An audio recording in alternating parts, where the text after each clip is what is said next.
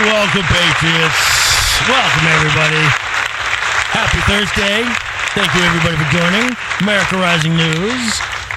I can neither confirm nor deny I knew of or had any foreknowledge of the opening clip, and it's blasphemous. I don't even know. I'm sorry, Feisty. I'm sorry. It's not blasphemous. Whatever. It's just misinterpreted. Misinterpretations. And we arguably have two things that we can start off with just for discussions to open up with.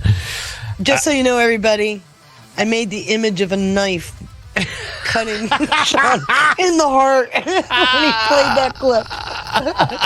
I thought, seriously? I had no idea. I come back in and I look up. She's fuming. She's beet red. I swear, if she could have reached through the screen, she would have. I did reach through the screen. We're listening to your ghost. Oh gosh, misinterpretations. Well, that's what we're here for. And it's not like we don't have a few of those going around. That's right. Well, you know, you're good-spirited about it, so I got that I'm to be used great. to it. I got that to be grateful for. And that, hey, shoot, Robert Gouvier. What's it like on the other side, Sean? I'm curious. What's it like to be on the side now? No, on the other side of life. Yeah, it's. I'm still in transition mode right now. Is that where you're at? Yeah. Are we watching the 70s, 80s films? But you know what I'm more interested in is that 9-0 ruling, Supreme Court ruling, that right there. I thought that was hysterical, by the way. Oh, my gosh. Even Contenji Jackass got it right. If that ain't a gotcha, bitch, I don't know what is. What the hell were they? Well, actually, you know what they were doing. What's that? All they're trying to do, and they're just throwing all the shit against the wall. Yeah. They're just trying to delay Trump. That's it. But this no way. doesn't delay Trump. This frees him, though. Uh-huh. This frees him, though, now, right? Well, yeah, but the purpose was to try to delay the action. Oh, prior the to immigration. Yeah. Right. Yeah. And so they're not, well, they could be. That's stupid. Yeah. But they made their own little echo chamber. Debatable. But, and we seen Kash Patel. I mean, he got started. He didn't waste any time. He's starting to do some firings now, right? Mm-hmm. You're starting to see... Still waiting on the Slaughter opinion, though. Refresh our memories on the Slaughter. SES. She was the head of one of the committees. Yep. They said, you can't fire us. The Senior Executive Services. But we have precedent, if you recall, because of what happened with Sean Spicer back in That's right. 2021. That's right. So we're just waiting on that one. And it's odd to me because that was fast-tracked. But they're waiting on that decision. I think that it could very well be one of the ones they throw it at the computer to upload it, turn off the lights, and run.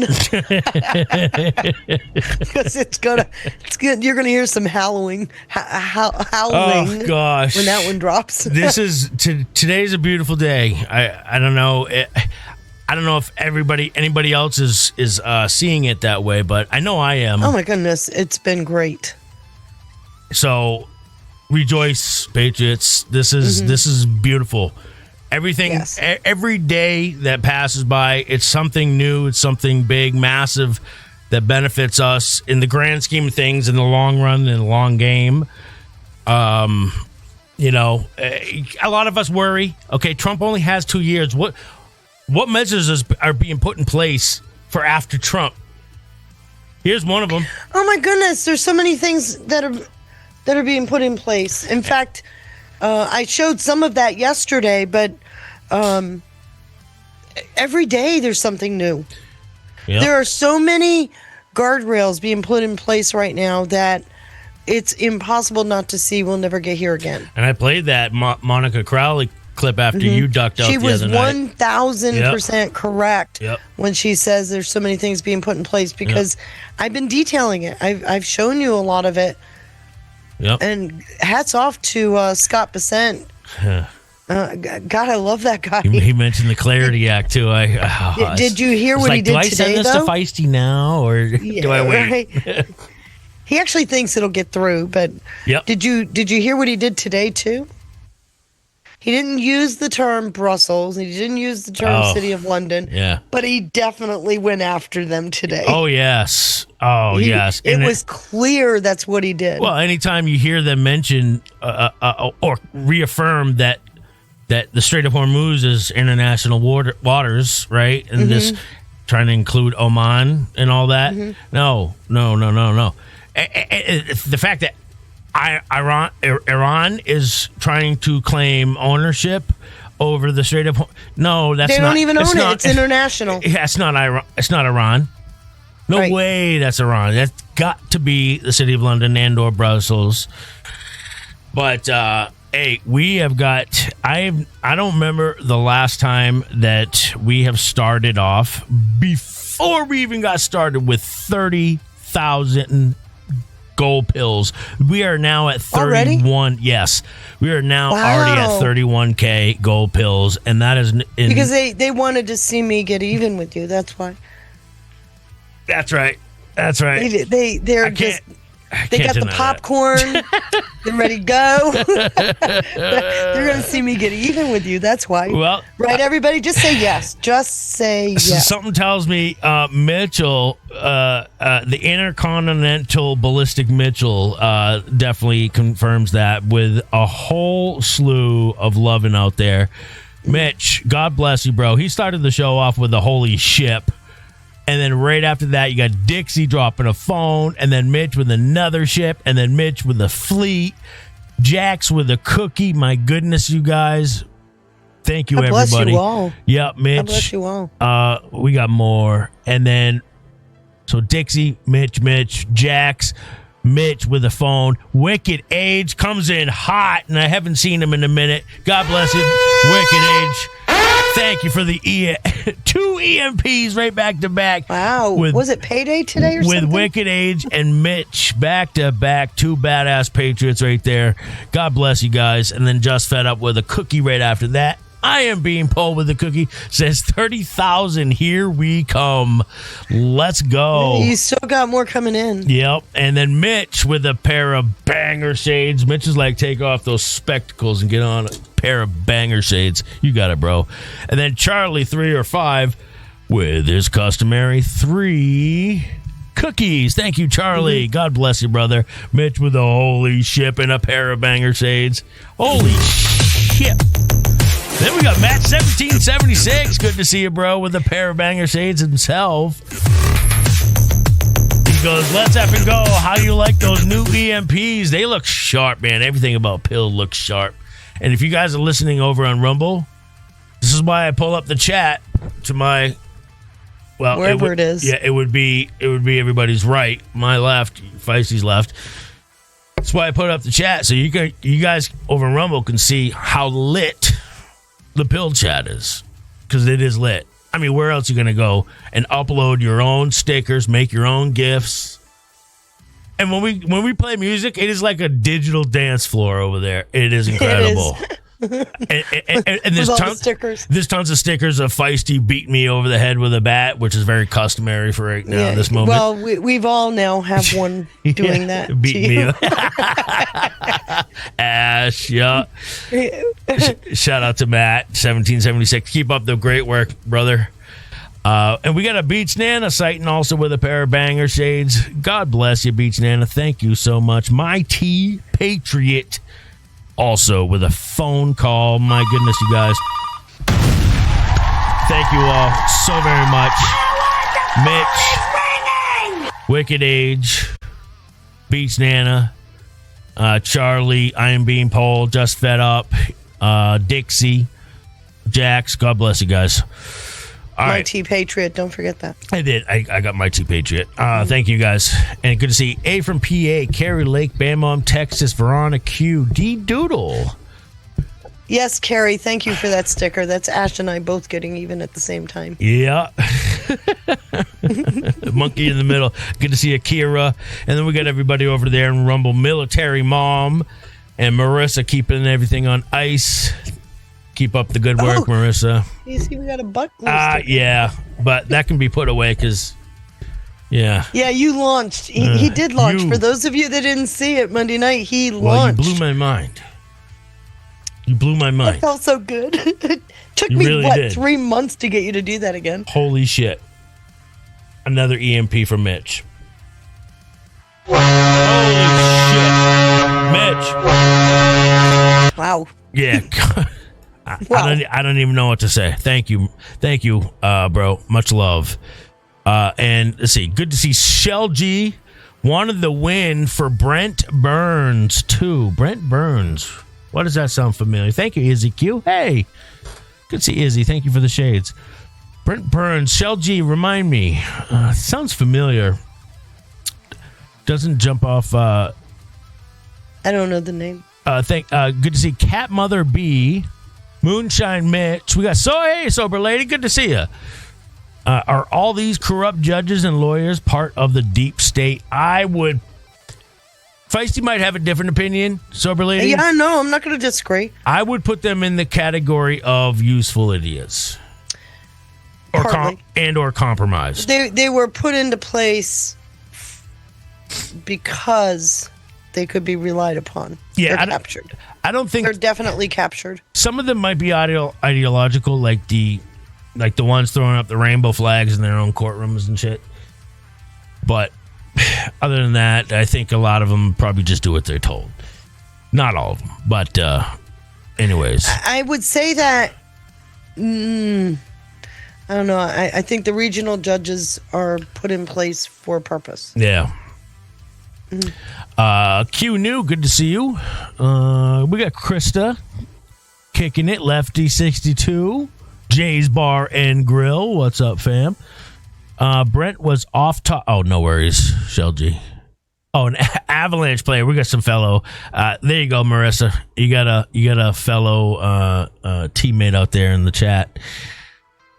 All right, 2020 MAGA. Good to see you, S Jones. Hey, S Jones. How do I pronounce that? Miss Gill? Miss Giles? Did I get that right? It's a new name. Welcome. Pam. Tammy. Veronica Q. I think I got Veronica Q. James 240. Hey, guys. All right. I don't know all these names. Aqualux. Yeah, we got some new ones out there. Love to see it. All right. Well, I haven't even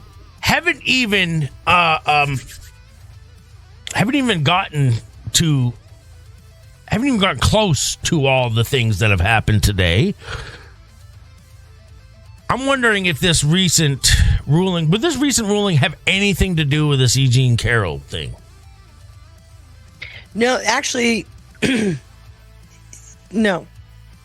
This is bigger. A lot bigger. The E. Jean Carroll thing is bigger? Mm-hmm. Really? It's not about her. Did you see the post that was put out by the U.S. Attorney in Chicago? It's about who was paying her, right? Well, that's until you go digging and you realize it's international. This is going to feed into that conspiracy case they're building. Whoa, really? Mm-hmm. I did not know that. So Reid Hoffman, all his buddies are these global billionaires. He's a part of what they call the Chatham House Rule. Have you ever heard of that? The Chatham House Rule? No. That's where the billionaires go in behind closed doors, and they promise never to speak about what was said behind said closed doors. Okay. So he's not officially a member of Chatham House, but he is a member of Berggruen. There's the LCCHR connection, of course, here domestically, but we're talking about global money that was taking out a sitting president. And I've been saying for years, when you get to the global piece, you're talking about an act of war. And so they're not specifically going after her. In fact, like I said, the U.S. Attorney out of Chicago said there's never been a case opened up against her. But there's a case opened. It's just not against her, which means she probably rolled, right? Oh, E. Jean did? Yeah. Perjury. is a it's a big deal. punishable crime. Yeah.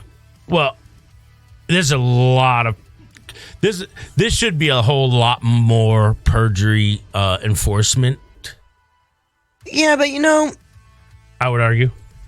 I don't know what they're going to have her do. Not just with her. I mean, in general. I sure would like to see who was behind her paycheck. It isn't just Reid Hoffman. Reid Hoffman, yeah. There's no way, because he didn't even put up the whole thing. So it was George, what's his face? Conway. Yeah, George Conway that introduced her to the lawyers. That lawyer quit suddenly, so quit the firm that she helped start. But, wow. But, you just start going down the list, and what you realize is, the story they're going after, the what they're trying to dig into, is that international piece. I'm pretty confident. So Chatham House rule under the Chatham House rule. So you don't have to be a member of Chatham House. You just go in. There's these sessions that they have, these meetings that they have, and the Chatham House rule says that what's said behind these closed doors doesn't ever get shared. So it's like a gentleman's agreement. I'm sure there's what I'm reading is, so I pulled it up, says under the Chatham House rule, it says anyone who comes to a meeting is free to use information from the discussion, but is not allowed to reveal who said it. made any particular comment. It is designed to increase openness of discussion. The rule is a system for holding debates and discussion panels on controversial topics. So let me ask you a question. Named How often after have you Chatham heard? House. How many times have you heard about these meetings being revealed? You don't hear about it very often. Yeah, there I've you never go. heard it. I mean, what's 100% of zero, right? Yeah. So I'm just saying, whatever was being said behind those closed doors is what's on the hot seat right now in Chicago. In Chicago. Well, the case got moved to Chicago. It's not being investigated in SDNY. So the U.S. attorney in Chicago says, let me be clear, there is no case that we've opened against E.G. Carroll. And it's like, yeah, no, keep reading, though, because there's a case. It got moved. Jay Clayton is not taking over the case because of the Southern District of New York is where it happened. So they moved the venue, and evidently it's the U.S. attorney in Chicago. Wow. Yeah, I'm seeing them. You're seeing the mainstream media changing narratives in real time. They can't keep up They anymore. can't. And it's hysterical to watch it them. in real time today. I mean, was like, they're starting to pull their hair out, though. You can see it. And it's so funny. It's really kind of sad almost and pathetic. No, I'm not sad. I'm enjoying I'm this not one. sad. It is sad to see any human, I don't care who you are, Okay, any so human stoop to such the proper levels. word is you pity them. I do. I don't feel sorry for them. I wouldn't feel want anybody's pity, so No. that's not a good thing, right? Yeah, and they are literally changing the narratives in real time. They don't know which end is up. And it's funny because you can watch them on air going, wait, what? And why You why did Todd Blanche recuse himself, do you think? There was a reason. I'm let me thinking. Because I got to look it up again. I'm sorry. I did know that answer. So now I know now they can't cry weaponization.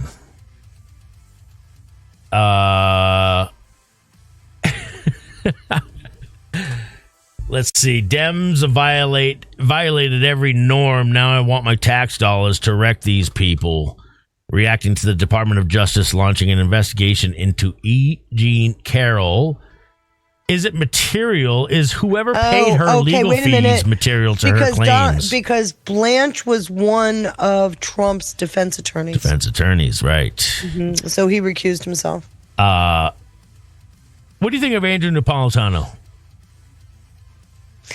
Do you remember back in late 2017, 2018 timeframe what happened with him?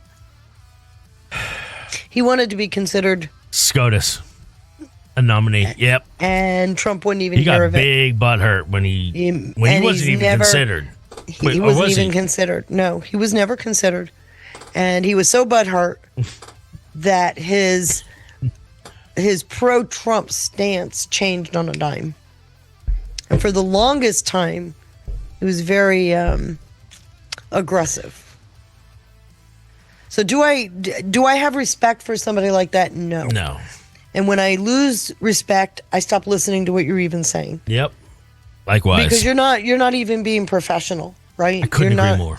If you're a judge, you're supposed. They call him Judge Napolitano. Yeah, he's supposed to be above it, right? You're not supposed to allow your emotions to cloud your judgment like that. And so I'm just thanking God I was never before his bench.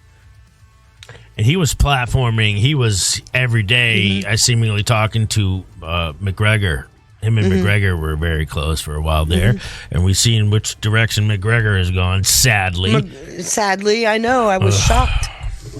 But, we needed to see it. We needed to see the costumes, the masks come off. I couldn't agree more. Yes. We needed to see all of that. And Judge Napolitano was one of the first ones for me. Mm-hmm. When I was like, okay, gotcha. And I honestly have not listened to him since. Let's see. Michael Knowles commends the Department of Justice for investigating the E. Jean Carroll for perjury. So is there a couple different things going on with this? Well, it seems? So with that case, she said nobody paid her, but in fact, we know for a fact that what's his face paid her. Reid Hoffman paid her part of something like 40%. So there's more money that was filtered into her, but we know for at least for a fact that she was paid by Reid Hoffman. How did that happen? He has his own nonprofit. Money was funneled in. It went to her. So there is a perjury charge there that they would rightfully have to investigate. But when you go to Chicago and you find out that they did not open a case against her, it's like, oh, really? You didn't, huh? And then you start to realize they're going after the kahunas here. They're going after the bigger money because he's only part of it.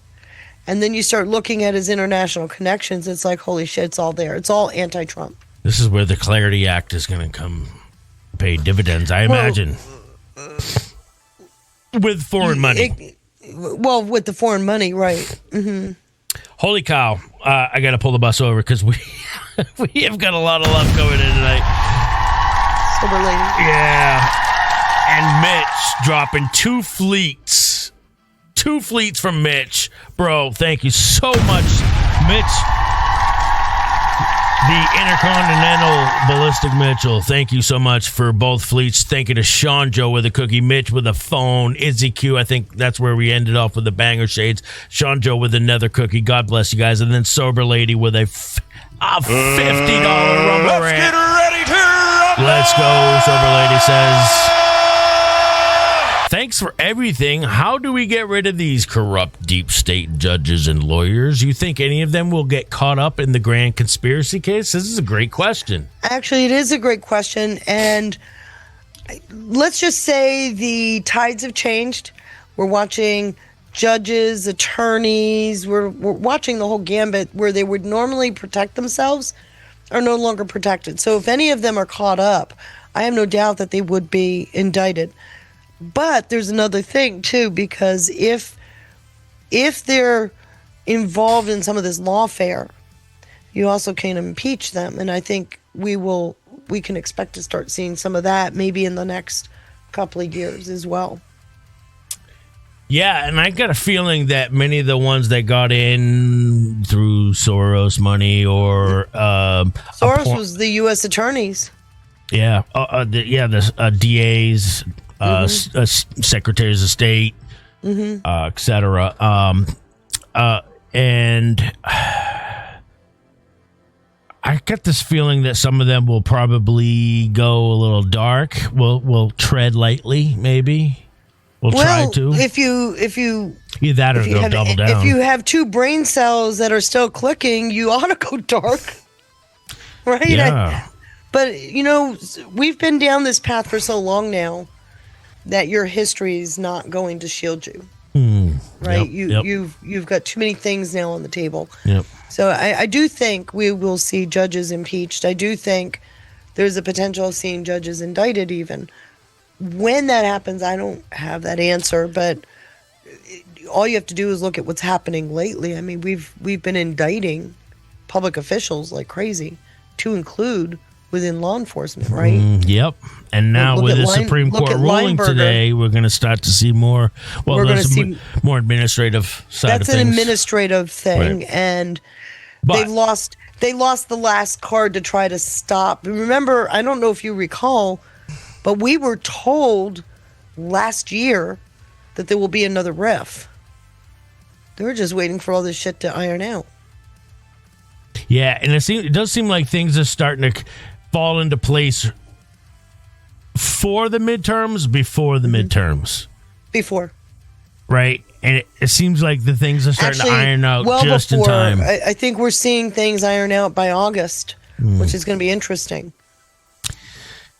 Almost like this was all pre-planned, pre-coordinated in order to ensure that Trump has a. I know. In order to ensure that Trump I do think the sustains timing the is majority. Yes, into I a do think second the half. timing is uncannily coordinated. Do I think we're watching a movie? No.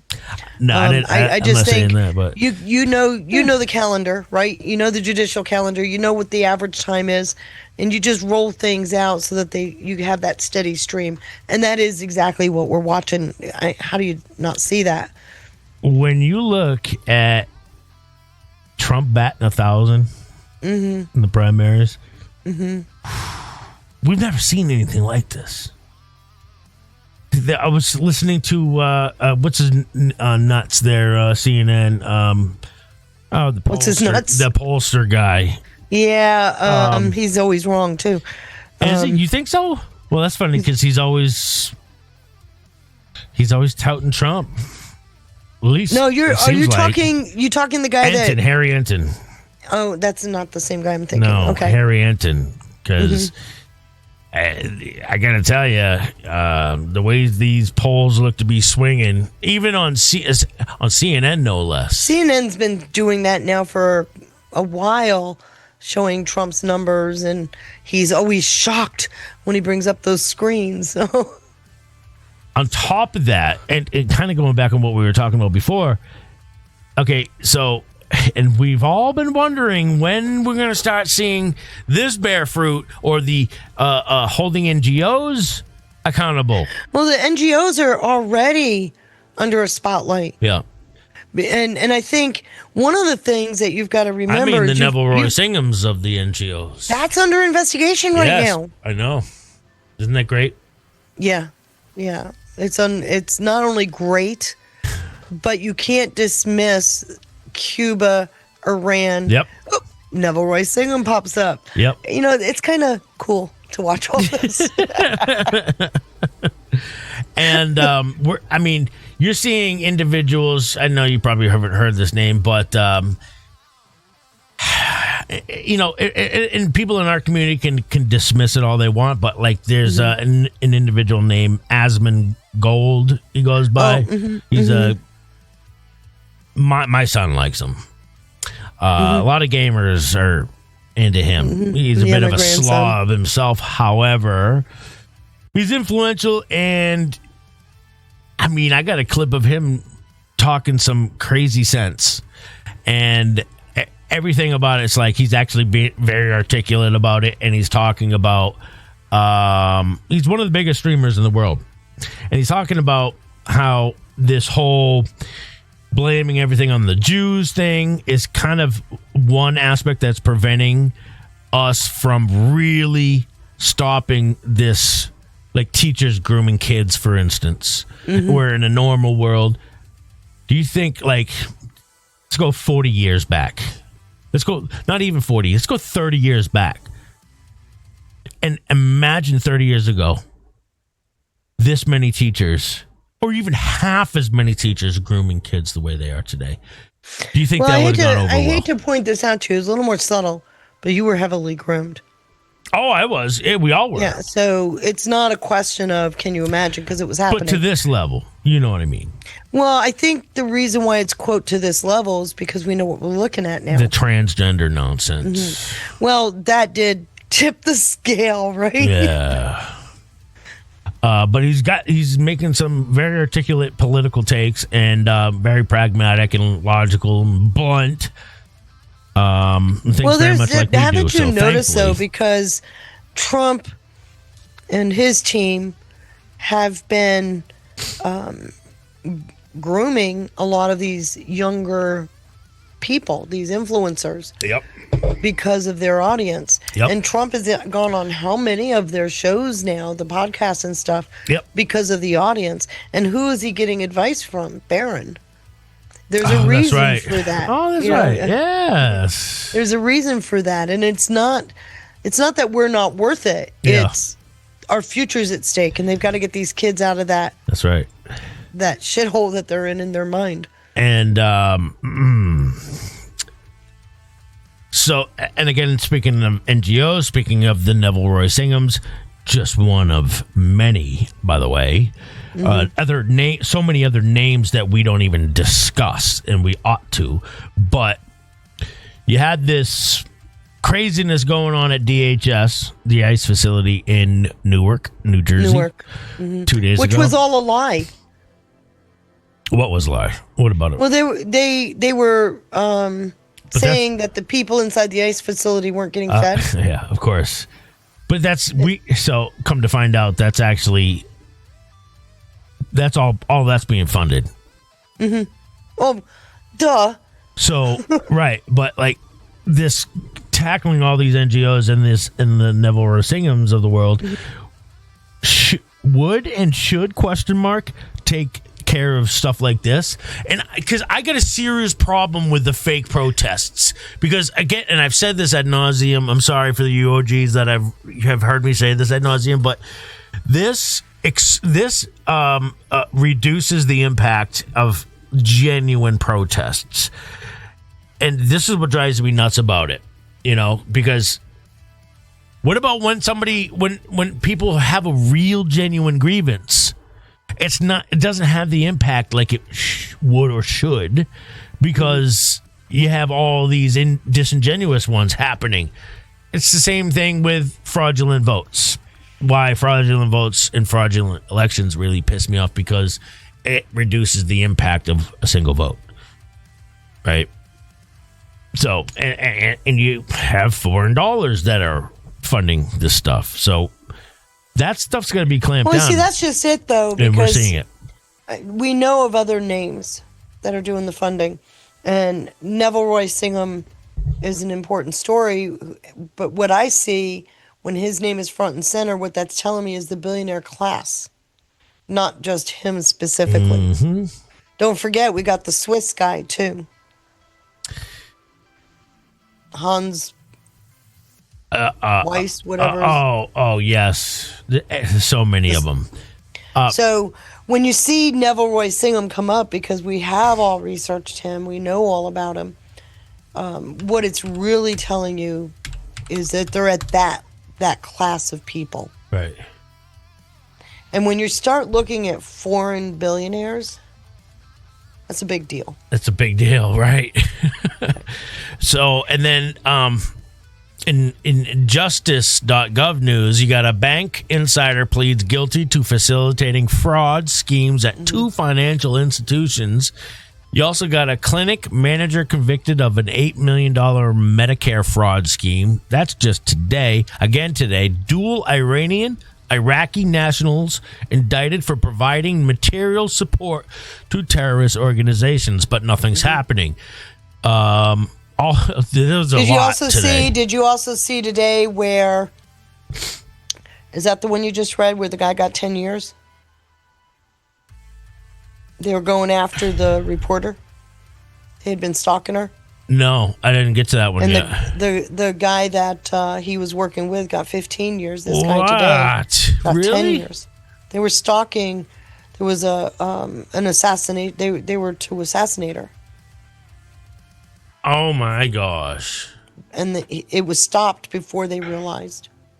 You have That was also this morning. That was like real early. oh my gosh, there's so much. A fraudster who sold personal information of over 7 million elderly Americans to Jamaican scammers sentenced to prison today. Justice Department sues states for denying undercover license plates to federal law enforcement. Then you got a Romanian national sentence for selling access to networks of Oregon state government office and other U.S. victims. There was so much today. May I answer Carrie's question? Yeah, you don't need my permission. Who is protecting Neville Roy Singham? Let me answer this question very simply. With all the spotlight on him for the last several months, the fact that he's still in Shanghai ought to be telling you a little bit of an inside story. He would have been gone if he were able to travel. Something tells me he's on a hold. Him and his wife. Code Pink. Well, his wife went down to Cuba, right? No, it was the co-founder that did. You also have the FBI seizing records, setting $8 billion with a B in cryptocurrency amid intercontinental scam compound crackdown. What does that mean? So you see, you need to open the slides I did yesterday because I talk about that. Yep. There Well, Cash is, Patel highlighted it, yeah, and I just talked about it yesterday. suggesting it's important. The Magong thing. You know, they were scammers, and they had these huge scamming compounds where people were in there, and they were actually going after. They were stealing American information, going after the elderly. They had groups of people they went after. Their favorite was the elderly. A group known as the Democratic Karen Benevolent Army. One of the compounds. What? Democratic Karen. Democratic Karen Can you get Benevolent more- Army. What? Can you? Because they're there. Can you for get any more Karens. oxymoronic? Right. They have been blamed for a global wave of theft from Americans, including as much as $3 million from a single U.S. citizen who fell victim to an online scam. Right. The FBI confiscated more than... Now, I got to ask a question. If you had $3 million, you would think you'd be a little more judicious. I don't know about you, but I wouldn't part with it that easily. Oh, the person who gave it up? The person who gave it up. So they're grooming. They've got to be doing something more than just calling up. Do you see what I'm saying? I've seen clips of this. I've seen and played clips of elderly people being taken for a ride before, and I can see for the $100, $3 million $200 from one person, though? $3 million Yeah, from that's a one good point. person is a pretty excessive amount of money.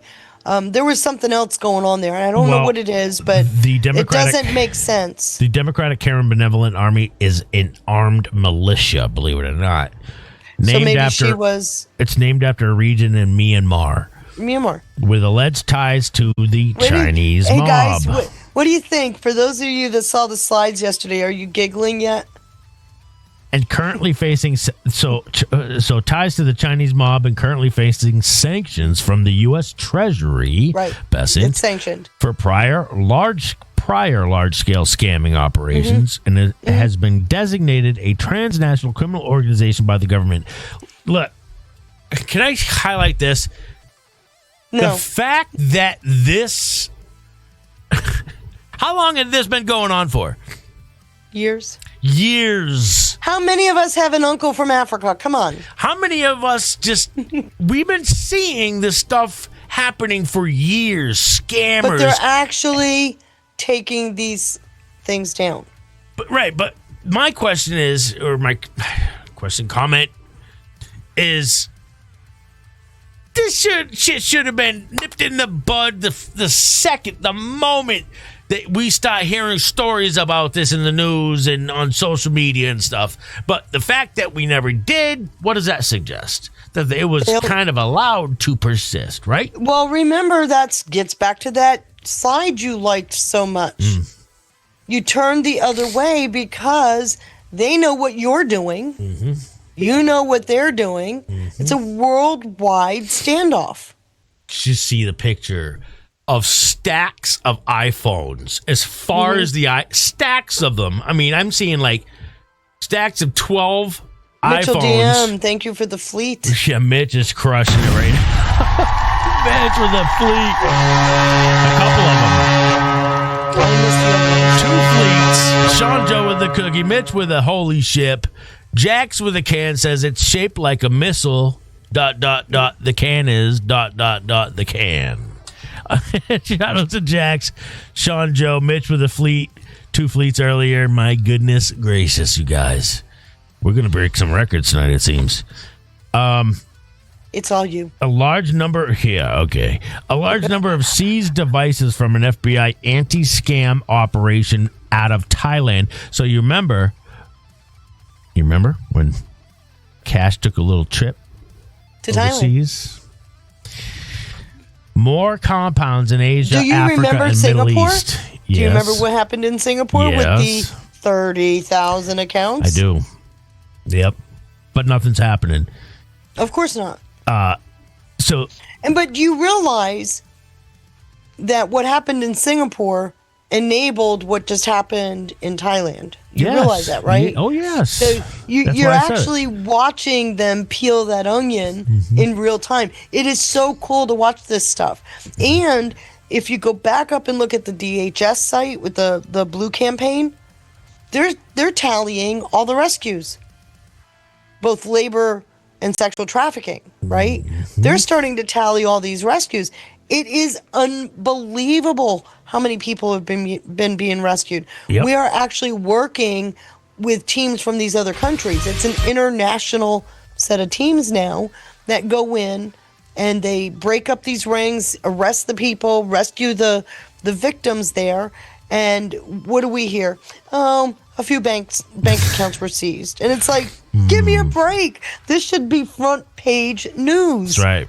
Yep. Scam compounds are not just call centers. They are organized criminal enterprises built to steal from Americans, also to launder money, and exploit people at scale. Kash Patel said in his statement to Fox News Digital, the FBI, quote, the FBI has been leading the charge from taking down Prince Group in Cambodia, Laos, Operation Sand Dollar in Dubai. We helped free nearly 2,000 trafficked workers. What did I tell you? Shut down more than $8 billion in scam center fraud and arrested nearly 300 people, Patel said. If you target Americans, we will find you, disrupt your network, and bring every available tool of the federal government down on you. Do you guys ever remember hearing anything like this previously? Huh? You mean other than the slide that I showed everybody yesterday? I mean, prior to Trump's second term. That's the thing. We did see this in the first term, but not to this scale. Not to this scale. No, this is huge. In Dubai, local police and the FBI arrested 275 people. Wow. 6 of whom will be extradited to the U.S. to face federal charges, according to the FBI. This is incredible. 9 compounds raided. There were allegedly taking in $6 million in fraud proceeds a year. Do you know what the actual annual number is just for that? What? Upwards of $4 trillion. Damn. Victims of scam centers who were tricked or trafficked into working in Myanmar stuck in limbo at a compound inside the KK Park, a fraud factory, and a human trafficking hub on the border with Thailand, Myanmar, after multinational crackdown on the compounds run by criminal gangs operated by the Karen Border Guard Force. Well, they're no longer a guard force. Yeah. Dare I say. But that's what's so cool about all this, because we're not this isn't little stuff. No, of course and not. In order to be taking this down, which these are transnational groups, right? Yep. In order to be taking this down, they really have gone after some big stuff. And that's why I asked, do you remember what happened in Singapore with was it 35,000 accounts frozen, 15,000 blacklisted? That's what this was going after. This is what they were getting to. Incredible. Progress, guys. Progress. Also, earmuffs, Mom. Earmuffs. Earmuffs, Ash. Marissa. Justice Department launches criminal... no, that's not the one I wanted to read. I'm sorry. Hold on. Where is it?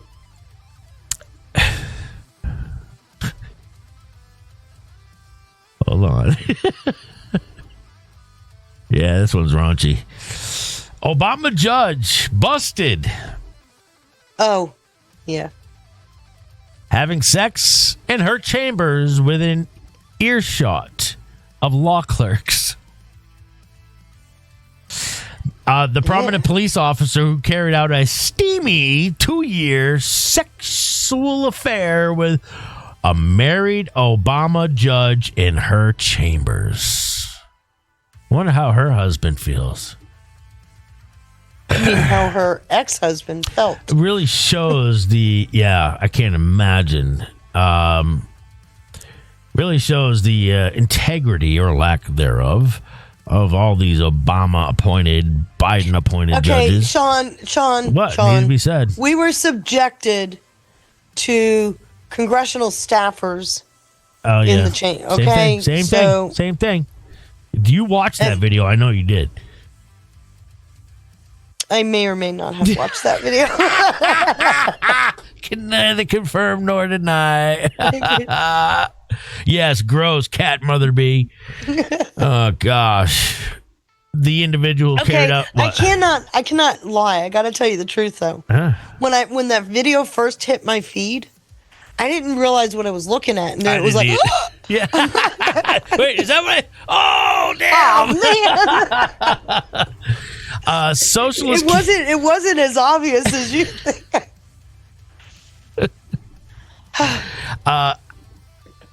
Changing gears. Yeah, yes, there please. we go. See, Ash, yuck and ick. J1776 says, after what we saw, D-Dool says in that chambers of the House, I'm so not surprised. Yeah. This James Tallarico cat. I just sit here and wonder, this guy central casting. Absolutely believe that, by the way. Huh? I believe he is. He's like the perfect loser. He's like the perfect loser guy to lose, and isn't he never has the right thing to say. Oh, he couldn't say the most cringiest shit I've ever heard. Yes, exactly. I don't know if he's just an incredibly well-versed, useful idiot. Oh my god! Or if that's what he really believes. Jesus is non-binary. Yeah, that's really going to resonate with Texans. Holy shit! What? But they are out there. I mean, you got guy. Don't even talk about. Oh my! Don't even talk about what's going on in Maine with the guy with the Nazi symbol on his chest. He might actually win. I can't even believe I'm saying. Are you kidding me? No, I'm not kidding you. Oh, then I don't feel so bad because we've got all these idiots here, right? You shouldn't. No. I mean, what are the options? Susan Collins or fucking? In this case, I would definitely go with Susan Collins. That guy scares me. I know. Yeah, because he's Bernie 2.0. Mm-hmm. Or 1.5. So, did you hear what Mandami did today? What? He started Doge. He started. Yeah, it's not Doge. It's Doge for New York City for fraud. And first thing he said was, "This isn't the same as Doge. We're just looking at fraud." And it's like, huh?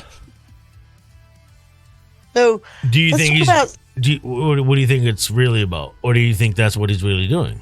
I think that's what he's doing. It's one of those things because we always questioned, is he for real? Right. right? The central casting thing. What's that magazine that I asked you about like a week or two ago? Like Politico is one to always measure the talking points, but the Jacobin one? Jacobin, who previously they weren't very happy with him, right? No, they weren't. So, but if you go up to the Jacobin, would you encourage people to check in with the Jacobin to see? I am telling you right now, if you go to Jacobin at least twice a week and just peruse it, you will get a good feel for what will be in the news next week. And it can tell you every time if they're pleased or displeased with candidates. And yes, it's not just pleased or displeased, but they tell you right out what they're going to do about it. You'll know about whatever narrative pops up next week was already talked about on Jacobin. Tony Blair is a demon the British left needs to exorcise. Okay. Wow. What's that? What are they saying there, Feisty? Well, because Tony Blair told Starmer, you need to drill. Drill? Oh. He's telling Starmer, you need to get up into the Arctic Circle and start drilling. So the Jacobins came out and went, well, he's a demon. Oh. And don't forget, Tony Blair is on one of the peace boards over in the Middle East for Israel. There's an article called Rebuilding the Socialist Horizon. Yeah, and that's wow. You know, when you say the word rebuilding, what does it tell you? It got taken down already, right? I wouldn't have guessed that, but yeah, that's good. What do you mean you wouldn't have guessed it? What do you rebuild? You don't rebuild something that's working. It makes sense when you say it, yes. Spencer Pratt, the false prophet of Los Angeles. Yeah, they're not real happy with Spencer. Of course not. The era of central bank independence is coming to an end. Good point. Uh-huh. Wow. In fact, let me tell you how important that one was. Did you watch Scott Bezant filled in for Caroline today? Did you? Yeah, okay. Let's watch every bit of it. Did you notice all the questions they asked about CBDCs and central bank? Yes. And even to the point of, you had breakfast with Warsh. Did you tell him to reduce the interest rates? Mm-hmm. I know. I debated whether or not to play that tonight. Well, what's funny about that is I already saw what Jacobin had put out about all of this, about central banks. I went, okay, so that's where they got their talking points. It's so obvious. I'm telling you guys, don't go into the Jacobin site thinking you're going to get good information. Treat it as, I don't know, comedy. Well, I think it is a good indicator. It is. Kathy Hockalugi's new budget fails to meet the moment. What did you call her? Hockalugi. Teen Jacobin with Hassan Piker on it. Lenin or Luxembourg, who's your socialist sweetheart? You ought to share your screen and show people this. All right. No, you're right. You need to do that. It's a great site, though. I'm glad I put you into it. You're right. Everybody needs to follow the Jacobin to check it out because it is. She's right. It is one hell of. And the other account to follow, it's Jacobin Light on X is Semaphore. Oh, I've not heard of that one. Semaphore is Jacobin Light. So, all right.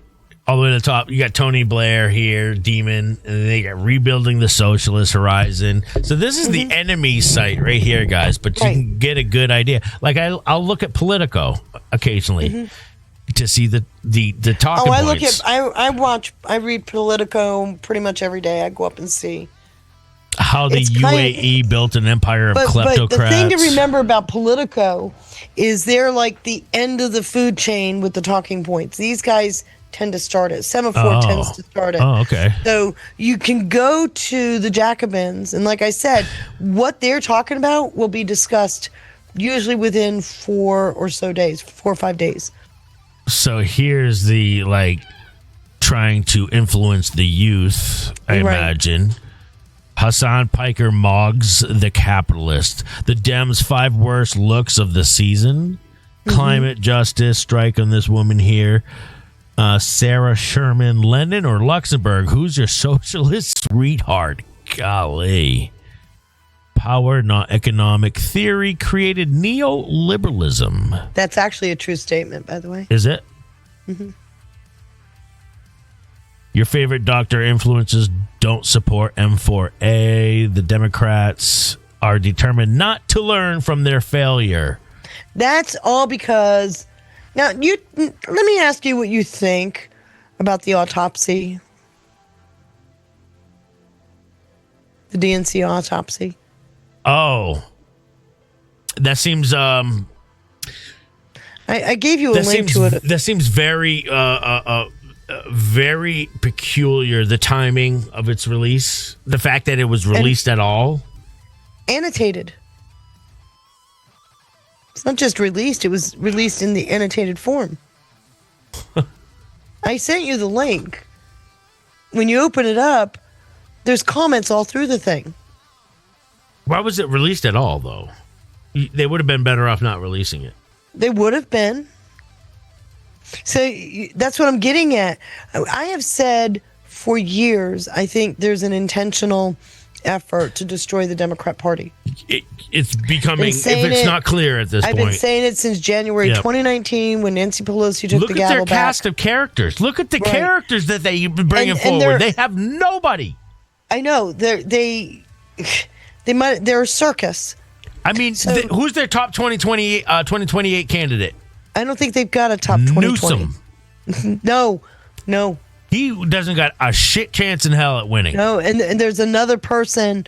I mean, Shapiro. I was watching somebody talk about Bass is actually going to get some votes. Oh my gosh.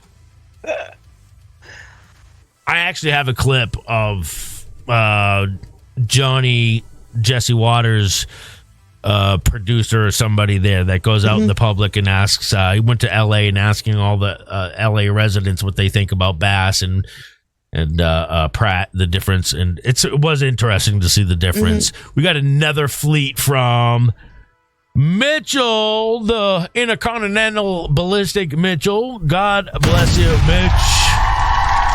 And we got what's going on with a cancel. Sean caught that staffer video on live stream while in Ogunquit.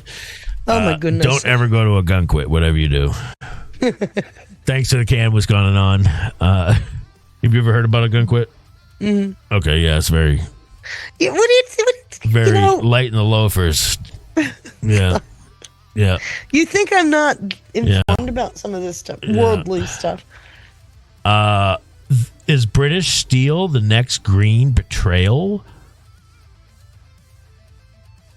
Trump is plunging Cuba into humanitarian crisis. Why is the U.S. losing the Iran war? Okay, so did you see what Marco said about Cuba? Yep. We've been trying to send humanitarian aid. Did you see what Cuba's refusing it? Yes. Did you see what the leader, what he was saying? Flotilla? Oh my gosh! Did you see what he was saying about Rubio? No, I didn't. I missed you that. missed that a couple of days ago. Calling Rubio a liar. I think he was. Oh, that's in response to his video. Yeah. We're not blocking anything, guys. It's your own government. Yeah. If they're going to come out and call Rubio a liar? Something tells me the people of Cuba heard Rubio's message. He's lying, I tell you, he's lying. Stop egging my house. Also, Louisiana House approves new congressional map that completely eliminates racially gerrymandered district. So the Louisiana House has approved it now. Mm-hmm. This is good. Now it's got to go through their Senate. Now it needs to go through their Senate. Right. Will that happen before midterms? I bet it will. I have a feeling it'll be fast-tracked. It probably will be fast-tracked. Because isn't the new map, I think, is a plus... There's a couple of seats for Republicans in that. Oh. Oh, I don't know. I don't remember what the plus is. I don't even... Somebody's +4, but I don't think it's Louisiana. A Oklahoma homeowner has been charged with manslaughter after gunning down a squatter who took over one of his houses. How do you guys feel about that, chat? Let me know in the chat. You know, that's become a big deal. It happened to me. How did you get him out of there? Somebody took. I didn't. They took my apartment. You lost the house? I sublet a room. This was back when Craigslist was a thing. I had a beautiful 3-bedroom apartment, 2nd-story apartment, front deck, back deck. It was beautiful. I wasn't paying much for it, but it was wintertime, and at the time I'm doing very seasonal work. So I decided to sublet one of the rooms. It ended up being somebody I went to high school with, barely knew him and a dog. $350 a month. That was it. He paid me to move in, and that was it. 3 months later, he had not given me any more rent or any more money in utilities. So I decided, you got to go, dude. I'm sorry. I'm washing my hands of this. You and your fucking dog, get the hell out of here. He wouldn't leave. I have just as much right to be here as you do, he says. No, it's my name on the lease. At that time, I didn't know anything about this. After 2 weeks in Maine, if you pay to move in somewhere, you've what they declared residency. Mm-hmm. Long story short, like, my father came over. It got ugly pretty quick. He ended up putting a restraining order on me and my father. And I said, whatever, that's fine. He can come back and get his stuff at a later date. Cops come back. No. They said, you gotta go. What? This is my apartment. And not to mention, and I had all the receipts for everything that he was stealing of my shit and pawning it off. The problem he had was he was pawning it off to my friend's pawn shop, who called me on the phone. It's like, bro, I got a stack of your DVDs, games with your initials on. I'm like, get the fuck out of here. You'd think I would have noticed, but I had so many of them, a few here and there, you don't notice. And he goes, oh, and if that doesn't give it away, the laptop with your full name, that's a dead giveaway. What? And I'm like, yeah, all of it, it's gone. And I go, who the hell is it? He goes, it's a guy here by the name of Chris Shore. The fucking guy I've been renting. That's when I had it. That's when I tried to kick him out. And you're right. So I'll be damned if I'm going to leave him here with all my shit for 2.5 weeks till the court date, just to hawk all my shit off. Hell no. So I had to rally the troops, and everybody had to get my shit, get it out of there real quick. So I just washed my hands of it. And he sold the landlord on all of his bullshit too. So that's when I got a real taste of this squatter shit, because that's the same thing. It's the same method that they're taking people's houses. The same thing. They know what they're doing. And he's done it before, and guess what? He had done it again. How do I know this? I got a phone call from this poor woman, single mother, who was living near the Great Lost Bear in Portland off Forest Avenue. She said she got my number from the old landlord. He finally figured out I was the one he should have trusted, and gave this woman my number so she could contact me so I could go to court and testify that that this dude had done this to me before. He had done it to this poor woman who said she rent out above her garage to him, turned it into an apartment, said you just can't use the laundry down in our in my basement. You have to go to the laundromat down the street to do your clothes. He took the screwdriver and took off the lock off her door to use her wash and dryer when she wasn't home. So she's like, you got to go. I've told you several times all these things you can't be doing, and you just keep doing them. And he ended up trying to take her fucking place from him. And it turns out he has a sister who lives in Colorado, who's a lawyer in Colorado, who's done this, helped him do this shit before. Good God, it's a ring. So that's when I started realizing this is a real thing. It happened to me, and I'd seen it happen to other friends and family, not to mention my mother, but she does work. She knows about it now, too. And she was the one who told me, she's like, Sean, the best thing you do, wash your hands of it, get away from it as soon as possible. It's like, wow, you can lose your place that quick. Mm-hmm. So don't sublet. And I would have gotten away with it if I didn't admit to him paying me to move in. I could have lied and said, no, he had never given me any money because I never gave him a receipt. And it would just been my word against his. But I'm honest. So, yes, squatting, that's a real thing. Trump administration... I'll be real honest with you. It would never occur to me to do that to somebody. It would never occur to me that somebody would do that to another human being. But I'm just sitting here thinking, for somebody to come up with the idea to do that, it's like... How can you be comfortable in the house knowing that you're doing that to somebody? Right? I don't, but that's my point. Yeah. It would never have occurred to me to do something like that.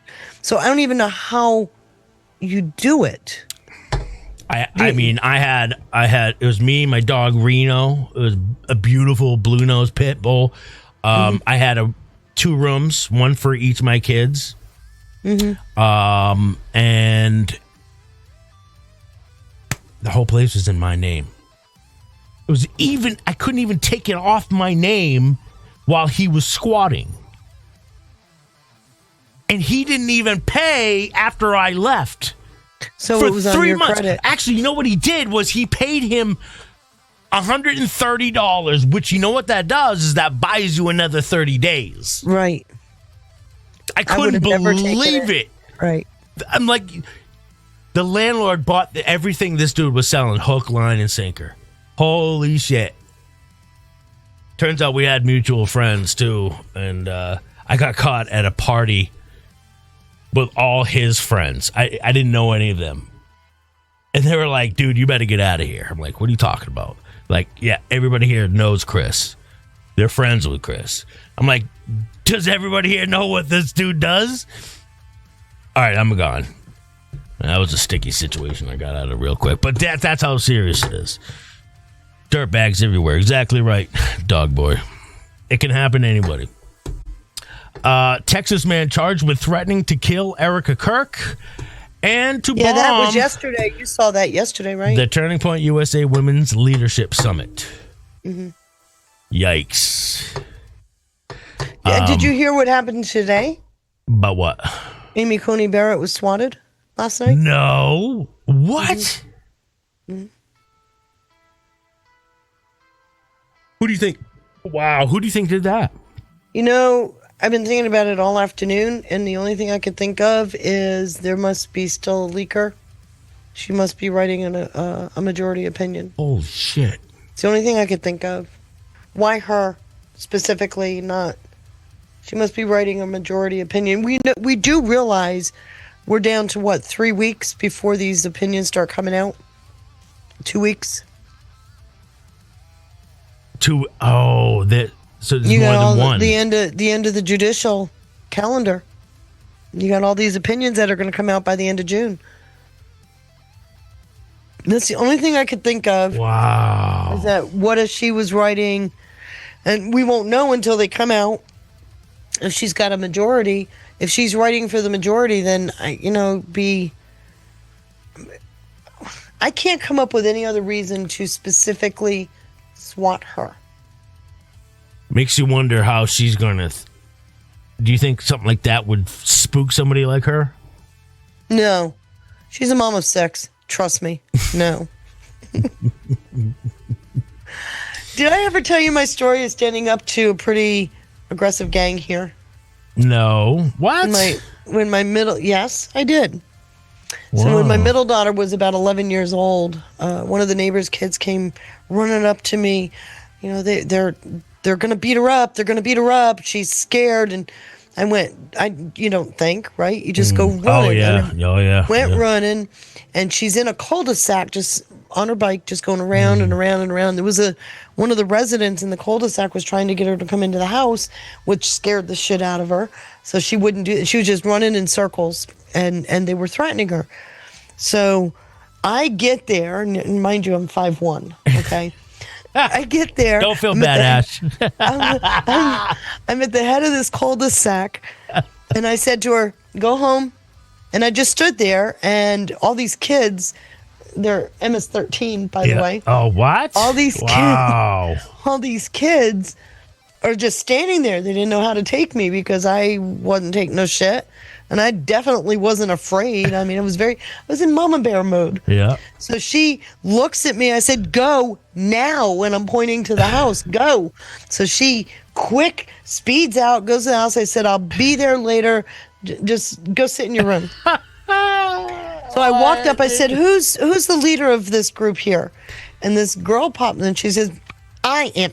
And I said, what the hell's going on? She said, what, you see? And I said, look, I have not now, nor have I ever appreciated street language. If you can't speak to me properly, we'll find somebody who can. At that point, they're all circled around me, and I'm standing there. They're all tall kids, too. And she says, I'm sorry, ma'am. Then I knew I had her. And she started to tell me what happened. I said, how old are you? She says, I'm 19. I said, you realize she's 11. Yeah. I said, if this is what you guys get, if you think going after an 11-year-old makes you look big and bad, you're pathetic. All of you. Get out of my way. And I went like this, and I walked right past him, went up to the house, sat down, calmed her down. And then I'm sitting there, as the adrenaline eases. And they're going, wait. Did you see that? Look, my mother is Oompa Loompa status as well. I ended up calling the police because I was like, holy shit, what did I do?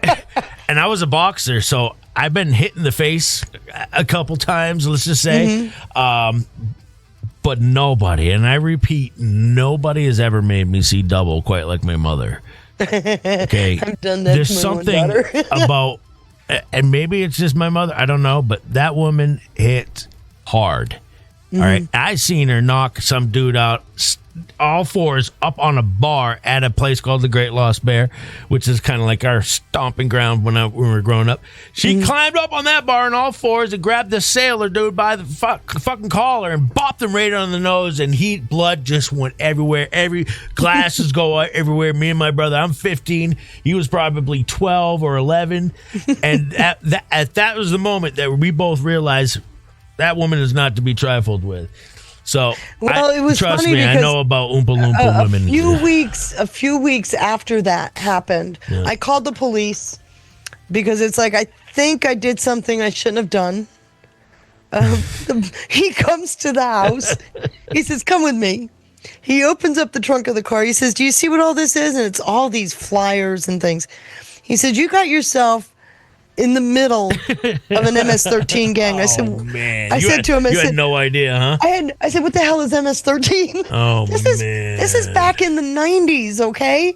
I didn't know. Oh, so man. He says, get in the car. And I'm thinking, get in the car? He says, you can get in the front seat. Get in the car, he goes. And we drove around the neighborhood, and I had to point out all the kids. There were about a dozen of them. He says, yeah, we've been tracking them for a while. And he says, don't you ever do that again. He says, but this is what I'll do. He says, because I'm impressed that you protected your daughter that way. So he drove around the neighborhood to make sure they didn't come up on me. But a couple of weeks later, they came through, and we all have heat. The air conditioning units, they have the... So MS-13... They were here in the 90s. But are they more prominent in the Virginia, Maryland area? Oh, my God, they're huge here. Or they were. The number 2 guy that was arrested right after Trump came back into office, remember Pam Bondi? Yes. It's in my town. The number 2 guy on the East Coast. He was the one that did all the planning. He's MS-13. It was right here. So anyway, they came through, and all the houses along the street had all the capacitors taken out of the air conditioning unit, except mine. Why not yours? I gained their respect because I stood up to them, I guess. Yeah. Well, kudos. And I wouldn't encourage anybody to do that, though. No, of course not. I think I took them by surprise because I'm I'm a lot bigger than I was then, but I am 115 pounds, 5'1". This makes me think. MS-13, were they? Can't just think that they were just like naturally ended up here, and people just looked the other way. Again, this makes me think of Seth Rich. Seth Rich. Are we ever going to see that come to fruition? I do think we're going to get answers, but I can tell you MS-13 has been here since I've been here. You think they're still as prominent? The only reason why I know that is because the police officer gave me all the information. He told me the history, and I was absolutely floored. I had no idea that there was a criminal gang organization in my own neighborhood. I had no idea. Well, that tells me that they've made themselves. They've been pretty. They blended right in. Yeah. And until they went after my daughter, you can come after me all you want. Don't fuck with my kids. There's a side of me that comes out I don't even recognize, okay? I didn't even hear about MS-13 until I started covering news. Oh, I've known about them. So I got some more, by the way. Tulsi Gabbard will blow up the false sugar pill narrative that the 2020 election was the most secure in history. I got a clip on that. Did you hear what's going on, though? Because she's trying to get this stuff out before she leaves the end of June, and a lot of this information is at OMB. Yes. Mm-hmm. Documents sit in Office of Management and Budget. That's Russ Vought. That could show Ukraine took Fed grant and laundered the money back to the Biden campaign. So we knew this, though. We're just going to see the proof. How did we know this? Because Mitch McConnell was... Remember, we had the FTX stuff. Yep. We saw money was being laundered back. Upwards of $49 billion went to Ukraine, and the Pentagon, I don't know if you recall this, but Pentagon couldn't find $6 billion.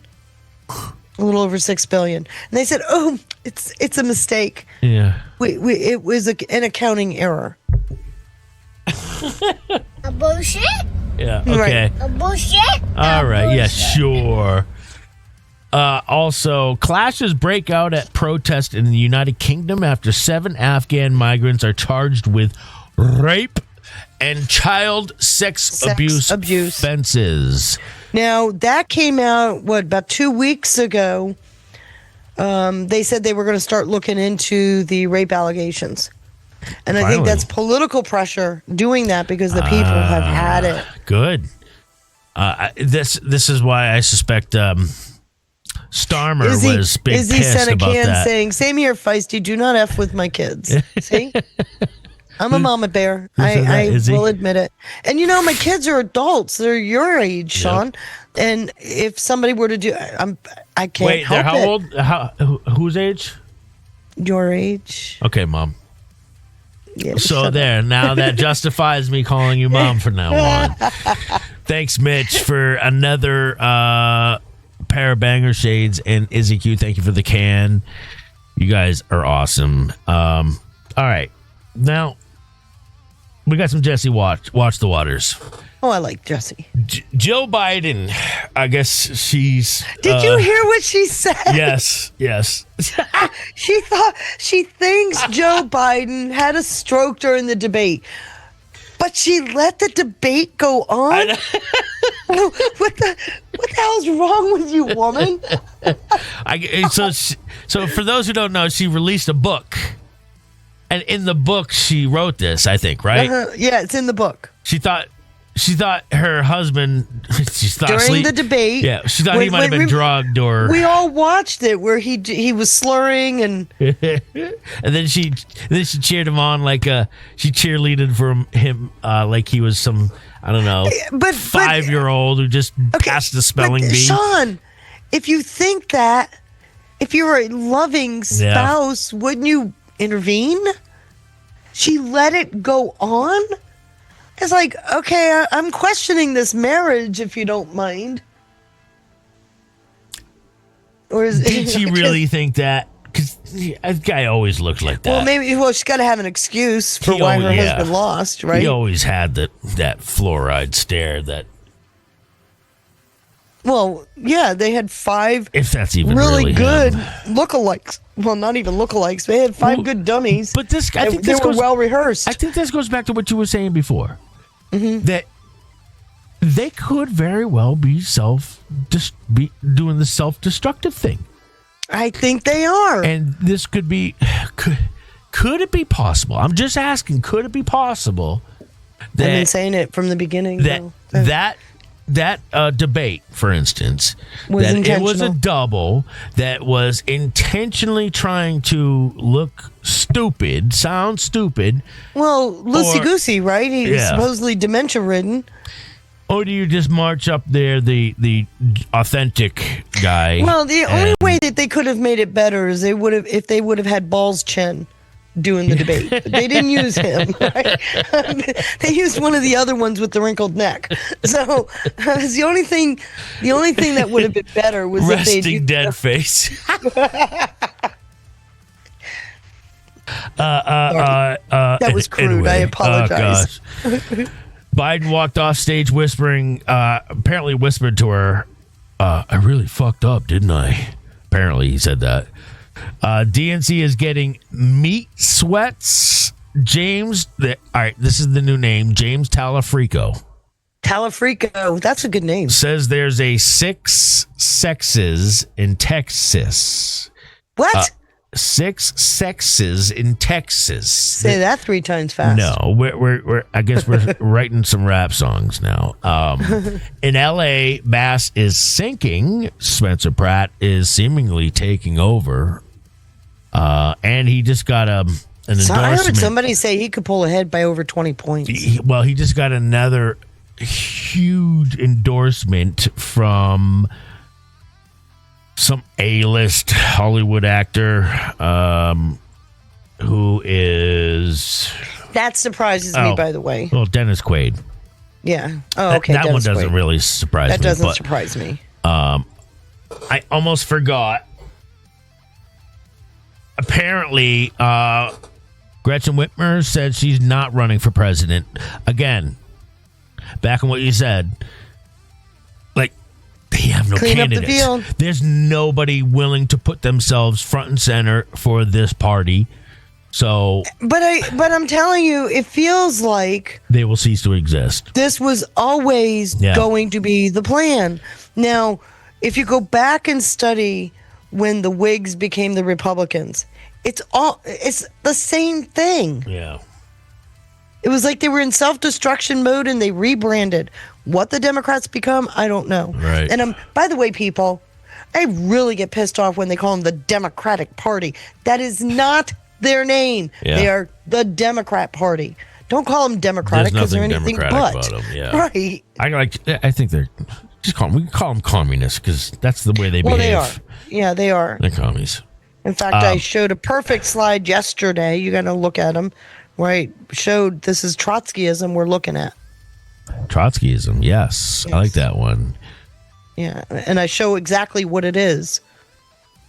Ash with the cookie says, all my sexes live in Texas. All my sexes live in Texas. Did you say 3 times, Ash? She already got the jam going in her head right now. You got to say 3 times, Ash. Cut and paste, right? And then thank you, Scott, with the cookie. Deuteronomy 32:2.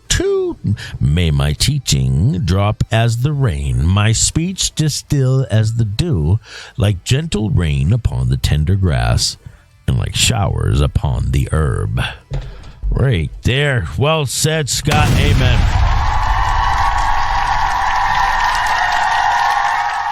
And then last but not least, CBS News chief Barry Weiss fires far-left 60 Minutes executive producer and anti-Trump correspondents, plural.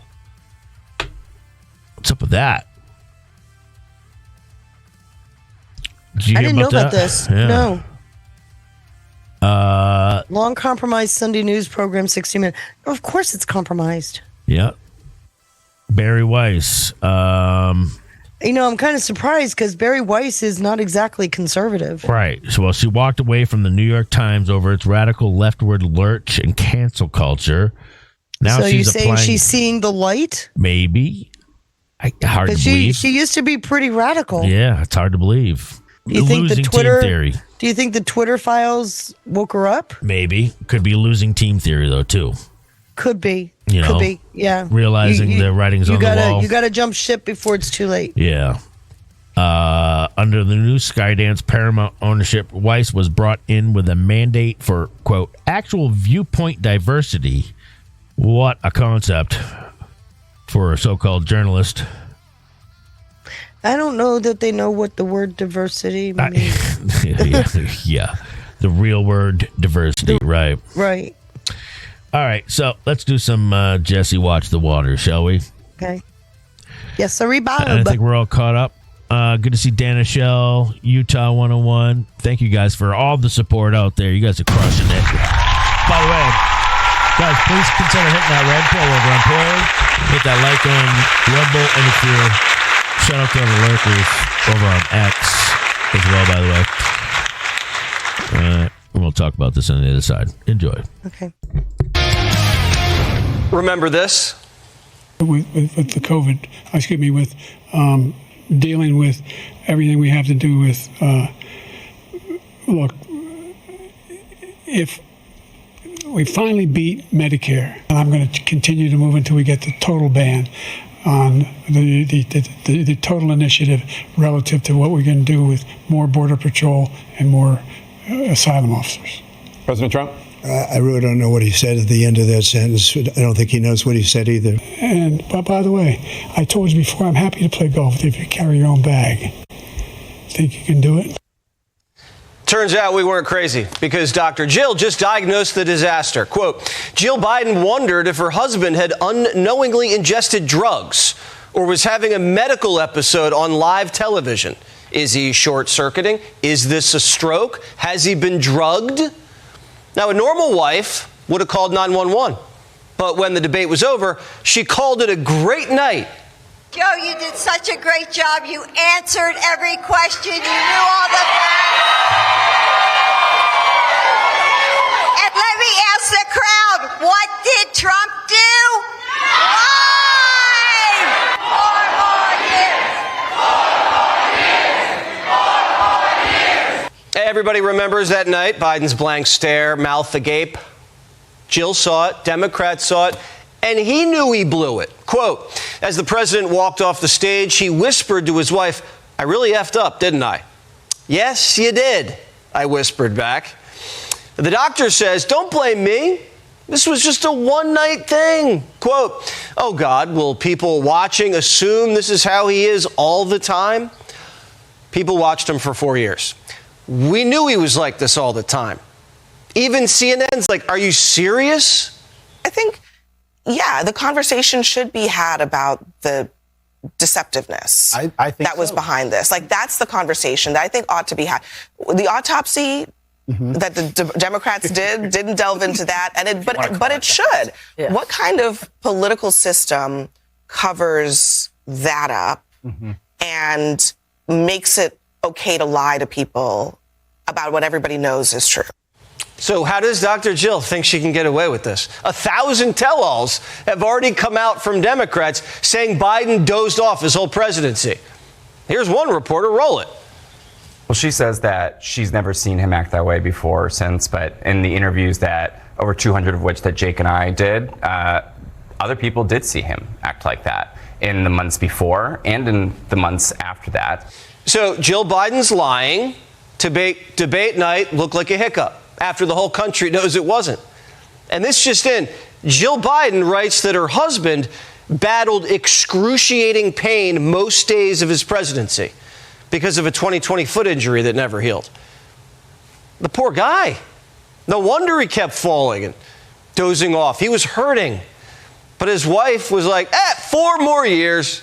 What a betrayal. Aren't women supposed to take care of their husbands? Shouldn't she have leveled with him and said, Joe, sweetie, you're in agony. You serve the country. Let's pass the torch. Instead, they said he's fine. He's the best Biden ever. And they're still at it. They're still lying to our faces. It's a part of why the whole party's in shambles. Democrats, as a party, only have a 20% approval rating. What's gone wrong with your party? Why do so many Americans look at your party? And I know it's different reasons. Some Democrats are dissatisfied because they don't think you guys are tough enough. But, I mean, that's a horrible approval rating. Democrats would have turned the page from the Biden term. But these cast of characters keep spitting out books. Kamala, Binder, now Jill. Joe's on deck. They're getting paid to write them, but Democrats should pay them not to. The Biden legacy's haunting the party. Sleepy gave birth to Mayor Pete. And now Buttigieg is on top, beating Kneepads, Kamala, and AOC. All four have led the field at some time. The race is up for grabs, but now Buttigieg has the edge. And Big Greg just lost hers. I think there will be a robust group of people running for president. I will not be one of them in 2028. I can tell you that. Meanwhile, in Texas, Tallarico is getting his hands on whatever meat he can. He's still trying to convince us he's a carnivore, not a freak. He's even selling Tallarico shirts. Johnny ordered 2. Three-time loser Beto O'Rourke says tofu Tallarico's got it in the bag. Hopefully it's a reusable one. He's the best I've seen over the course of my life running and being involved in politics in Texas. James Tallarico will be the 51st vote in the U.S. Senate. Beto's blessing just pushed Paxton to 60% odds. Frico can feel it. He's got the meat sweats. There are many more than 2 biological sexes. In fact, there are 6. This is Texas. This is not. The American flag is such a complicated symbol for most of us. This is Texas. This is not. They're going to call me a radical leftist. This is Texas. This is not. Something that you love that's not family or friends. I love, I'm just say this because it's on my mind, the trans children. Speaking of odds, Karen Bass, they're in Biden's basement. She just collapsed 10 points. Why? Well, Kneepad's kiss of death certainly didn't help. In the context of where we are today and the work that we have ahead of us, I thought the meeting that Karen Bass had with the president was a very positive meeting. I think the work she's doing now on permits in particular, getting those permit times down, we're seeing real progress. And I think she deserves to be promoted for those things. The only reason Karen got any permits through is because of Trump's executive order. Now, another reason Greasy endorsed the lady who led LA Burn, because she met Trump. Primetime calls that an A-plus take. Gavin's never seen one of those. What would you give her a report card right now? A to F. I don't do report cards. You know, I have to add. Don't do them because I didn't do well in school. There's a gift to Republicans. I can see the ad now. I didn't do well in school. Spencer's not surprised Kneepad's bent the knee. He's calling the cops on him anyway. It's not shocking because they're alleged criminal partners. Not only did they work together in their negligence in burning down 7,000 houses and 12 people alive, but they're both complicit in laundering $24 billion to actually increase homelessness. There has not been a reduction in one homeless person. Actually, there's been an increase of naked drug addict zombies in front of every kid's playground, every kid's school, every coffee shop. So that is, of course, because they both should be in jail together. Pratt's done playing nice. If you're not with them, you're against them. Literally have no experience. Oh, what is Councilman Rama's experience? Making drug addicts next to kids at schools? Is that the experience like? She likes drug addicts in front of kids' schools. They fight for literal drug addicts to be in front of kids at parks. People are nuts. It's crazy. Jimmy Kimmel wants to look away, but he can't. Pratt's pulling more views on Instagram Live than he's gotten in years. His profession is to be the screaming jerk on reality shows. Mayor should not be your first job. The mayor of LA is in charge of a $14 billion annual budget. Spencer Pratt is not the person who should be in charge of it. Pratt's reaction to Kimmel? He says Jimmy's secretly voting for him. And Kimmel should know better. Most of his guests already fled Hollywood. But Pratt says they didn't leave L.A. L.A. left them. They saw me destroy these two terrible politicians for an hour straight, and everybody realized, oh, finally somebody telling the truth. I mean, a lot of it's from all over the country because people forget over 50,000 people a year leave Los Angeles because it's so terrible. So these people see that I'm saying why they left, so they're trying to get me elected so they can move back. That's what people are missing. These are actually former Angelenos that got forced out of this city. No wonder so many citizens self-deported. Noodles didn't notice the homeless encampments until one popped up right outside her window.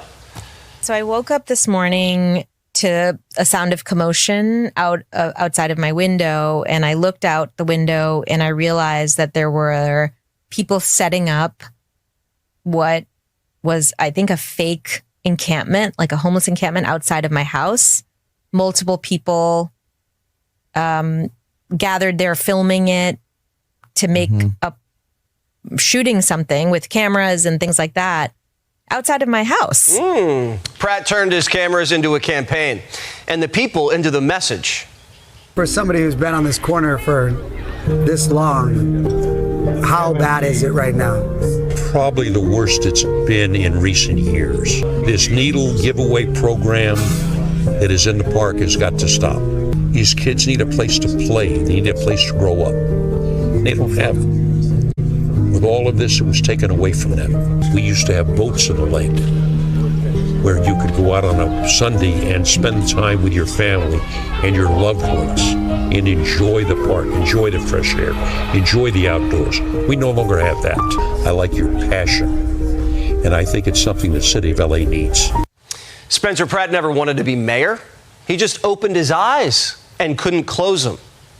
I'm the look around candidate. I just say, look, they're stealing all of our tax money to give it to drug addicts. People want an outsider that's not a politician, that's just saying the facts, the truth. Oh, does that sound familiar? These people have failed us. They've spent all of our tax money to increase problems. And I keep it basic. And again, I never wanted... Was she really wearing a Holocaust victim nightgown for her shirt, Krista?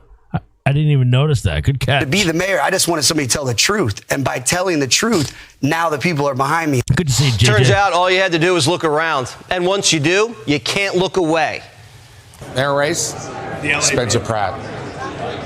Go Spencer Pratt. And why? Why? What are you talking about? Why? Just look around, man. Why? Oh, boy.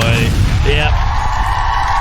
Going back to what Feisty said, I'm in agreement, and I think you all are probably would be too, that they really are self-imploding. And you got to wonder, is it by design? Is it? I really think it is. General Boucher just brought up something that is worth bringing back into the story. There used to be a wiki that showed all of the card-carrying communist members of Congress.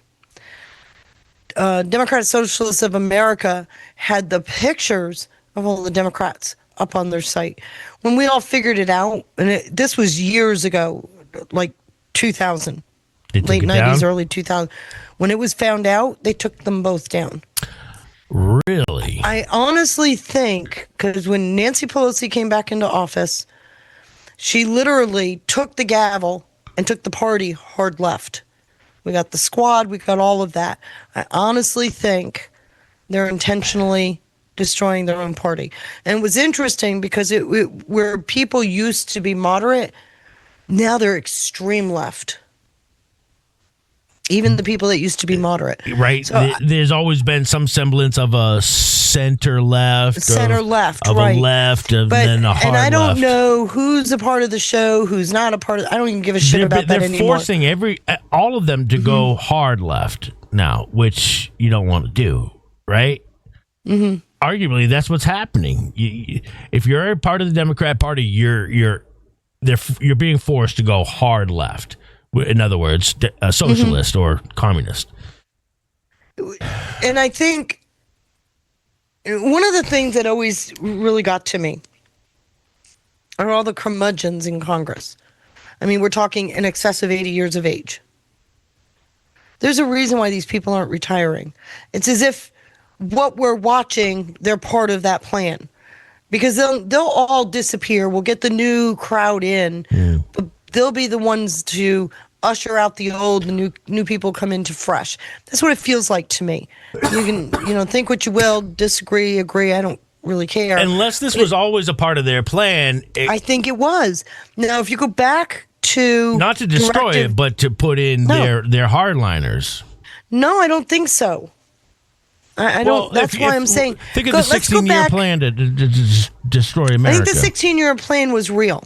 Right. So if the but I don't think it was Congress. What would that was a part of that? Oh well, arguably that would have been the government, right? Well, no, it would have been entrenched and fortified inside the executive branch. That would have been more. Go back and read the 16-year plan. What would have preceded that, though? What would have preceded the 16-year plan? Yeah, you would have needed to take over everything at some point, right? You would have needed to install they were already doing that. Think about, just step back for a second. Congress was already captured, right? You already had staffers writing the bills that the regulatory agencies enforced, but they were already captured, and they were writing bills that you could drive a Mack truck through. So Congress had already ceded its power. Then they brought in administrative law judges who wrote these affirmations for the regulations that said, yeah, these are great, and they would start enforcing. We were already centralized in the executive branch. You've already rendered Congress moot. You're about to render the Supreme Court moot because your administrative law judges are in the executive branch. What Trump did in his first term is he said, if you're going to come in as an administrative law judge, you're an executive branch employee. It put an almost immediate end to the ALJs, right? Yep. It almost immediately, because they were sitting judges with a foot and two branches. Yeah, which is what SCOTUS just ruled on, that Congress doesn't have any decision making with the executive branch. They can't tell the executive who they can hire or fire for that. Well, right. That's the whole purpose of that. Yeah. So what I'm saying is we were already at the collapsing point before Trump even came down the escalator. I've been watching this because of my career. I've been watching it on steroids, and things have been crazy since the late 2000s, early 2010s.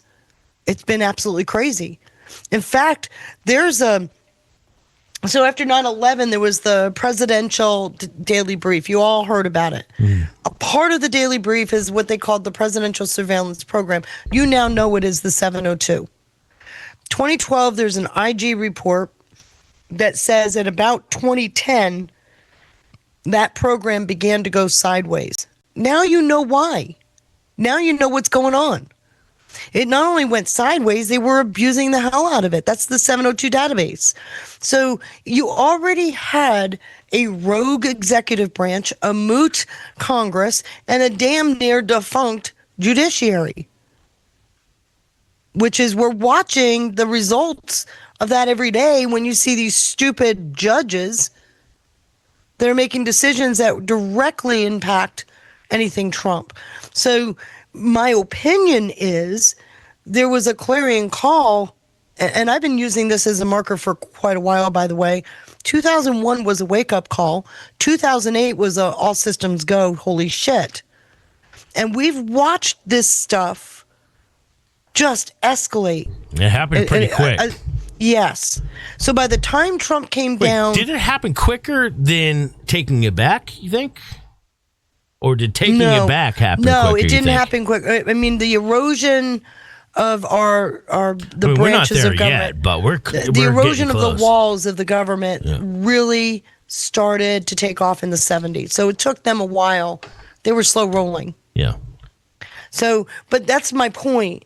If you then come forward, and all of I showed you the slides with the Trump Revolution, right? The Purple Revolution launch.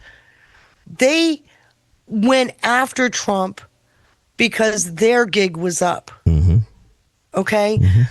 So if you take that and understand that 16-year plan, Clinton was supposed to finish the job. It was already well underway. She was a useful idiot as well. Yes. Yeah. Every president has been a Manchurian. Yep. Every single president since Kennedy. Yep. And if they Or Reagan. stepped out of line, Halfway through Reagan, Reagan. they tried to assassinate Reagan. They cooed Nixon. Right, but the first half of his term was solid. No. Reagan, no. You don't think so? What about Nixon? They tried to kill him in I know 1981. they tried He'd been to kill president. him, but doesn't mean he was a Manchurian candidate. Yeah, he became one real quick. Yeah, became one maybe after a while.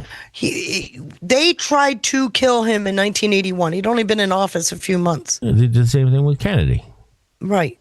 Well, Kennedy was in his second term. Oh, was he? Yeah, 1963. Oh. So, but you're looking at, I think, the culmination of a story, not the beginning. Number one. Number two, if you go back and read Directive 51, Executive Order 51 from Bush 2, in there it says, it lays out the whole, if there's an existential threat against our government, it's continuity of government, right? Yeah. In there, it explicitly says the other branches will have to come up with their own continuity plan. So the judiciary has one, Congress has one, and you know what I know about since then? None of the senior leadership has changed since 2008. The SES? No, not in the executive branch. I'm talking the curmudgeons in Congress. Oh. The judiciary. Up You've got until a couple when? Today? Have you looked at how old Durbin is? Have you looked at how old Pelosi is? But Pelosi's not in there anymore. No, but what I'm getting at is they've got their cadre. Yeah. Go back to Patrick Burns. But he was told that he would spend the rest of his life going after the group that was doing this. Remember? Yep. And there's a letter in the Senate. So, like I said, I'm not trying to convince anybody of anything. Yeah. I'm not. I'm just saying it doesn't make sense unless taking the party hard left was intentional. Because all of these once moderate people are suddenly off the rails. The reason I brought it up is because I think in their minds that would have been a lot more easier to achieve had Trump not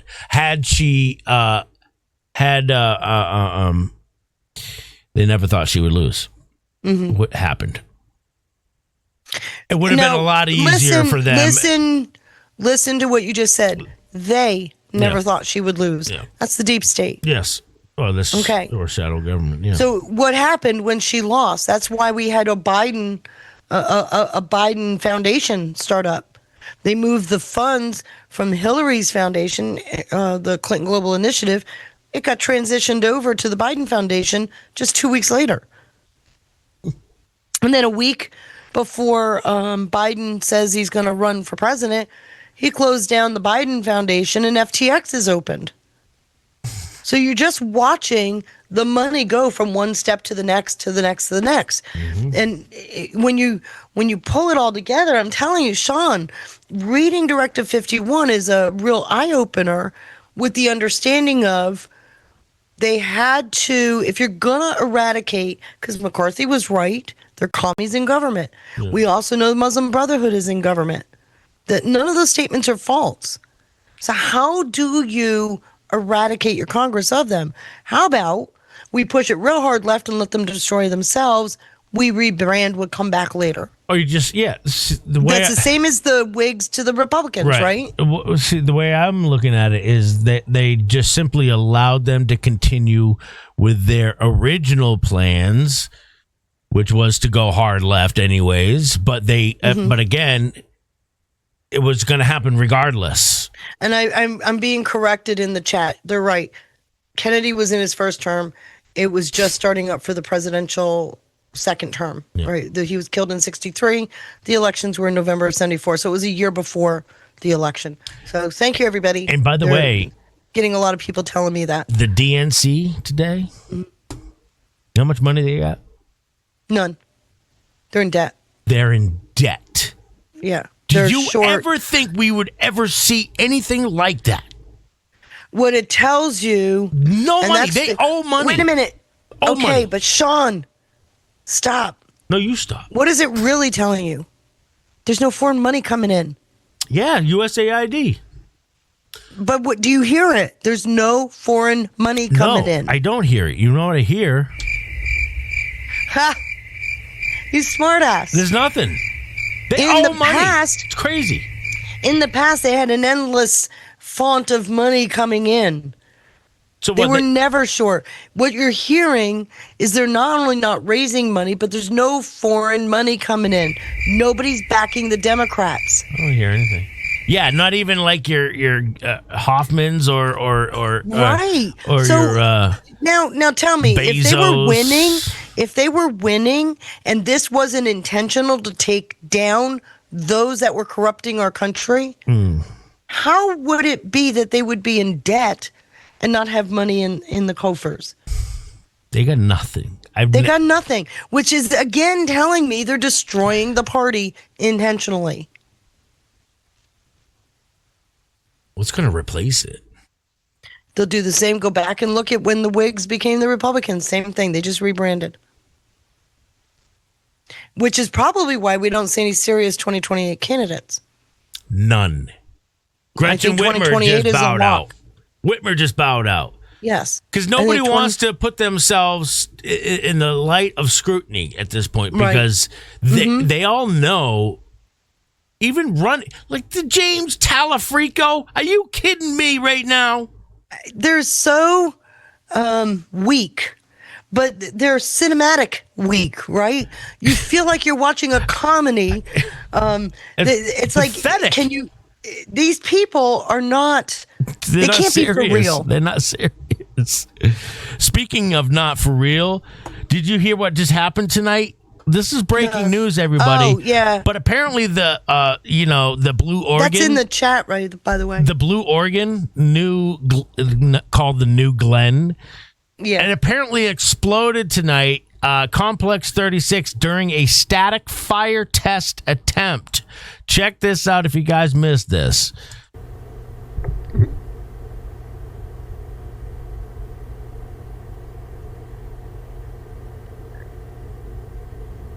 That's a setback. What do you think? That's a major setback.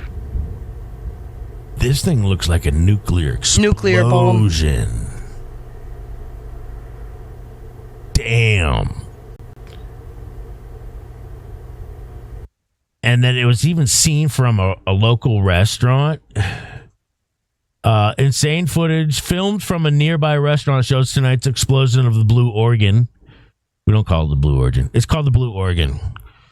Because it just, conveniently looks like male parts.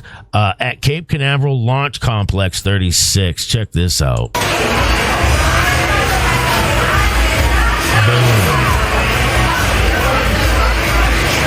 No, I don't think that's a rocket launch. Nothing got launched. Nope. Okay, so go back to the beginning of that. Look at this. I just want to look at the rocket. Just go back to the rocket. Because I had to giggle. I put it in our chat there. I want to look at the rocket.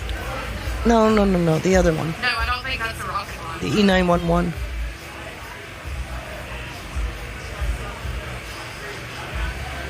The what? Go to the 911 one where you could see the rocket. Oh.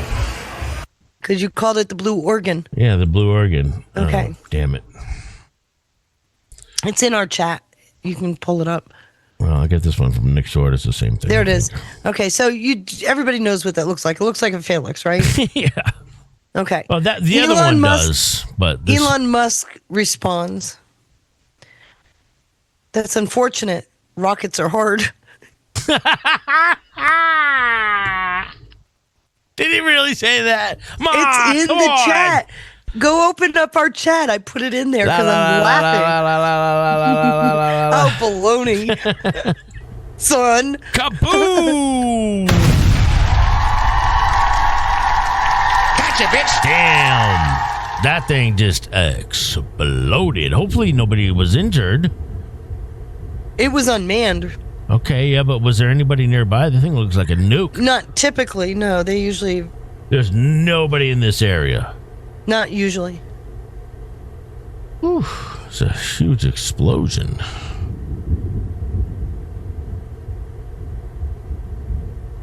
All right. Yeah, rockets are hard. Elon. Krista. For the win. Elon for the win. Yeah, Elon for the win. Yeah. It was a great post. His are not only not exploding, but he lands his in reverse. I mean, come on, man. That's boss. Whatever you think, whatever you want. Like I said, if you open up the chat here, the Zoom chat, you'll see it. I said Elon's response. I laughed out loud when I saw that. It's like he didn't say that. Did he say that? He did say that. Oh, okay, there it is. He literally most unfortunate. Rockets are hard.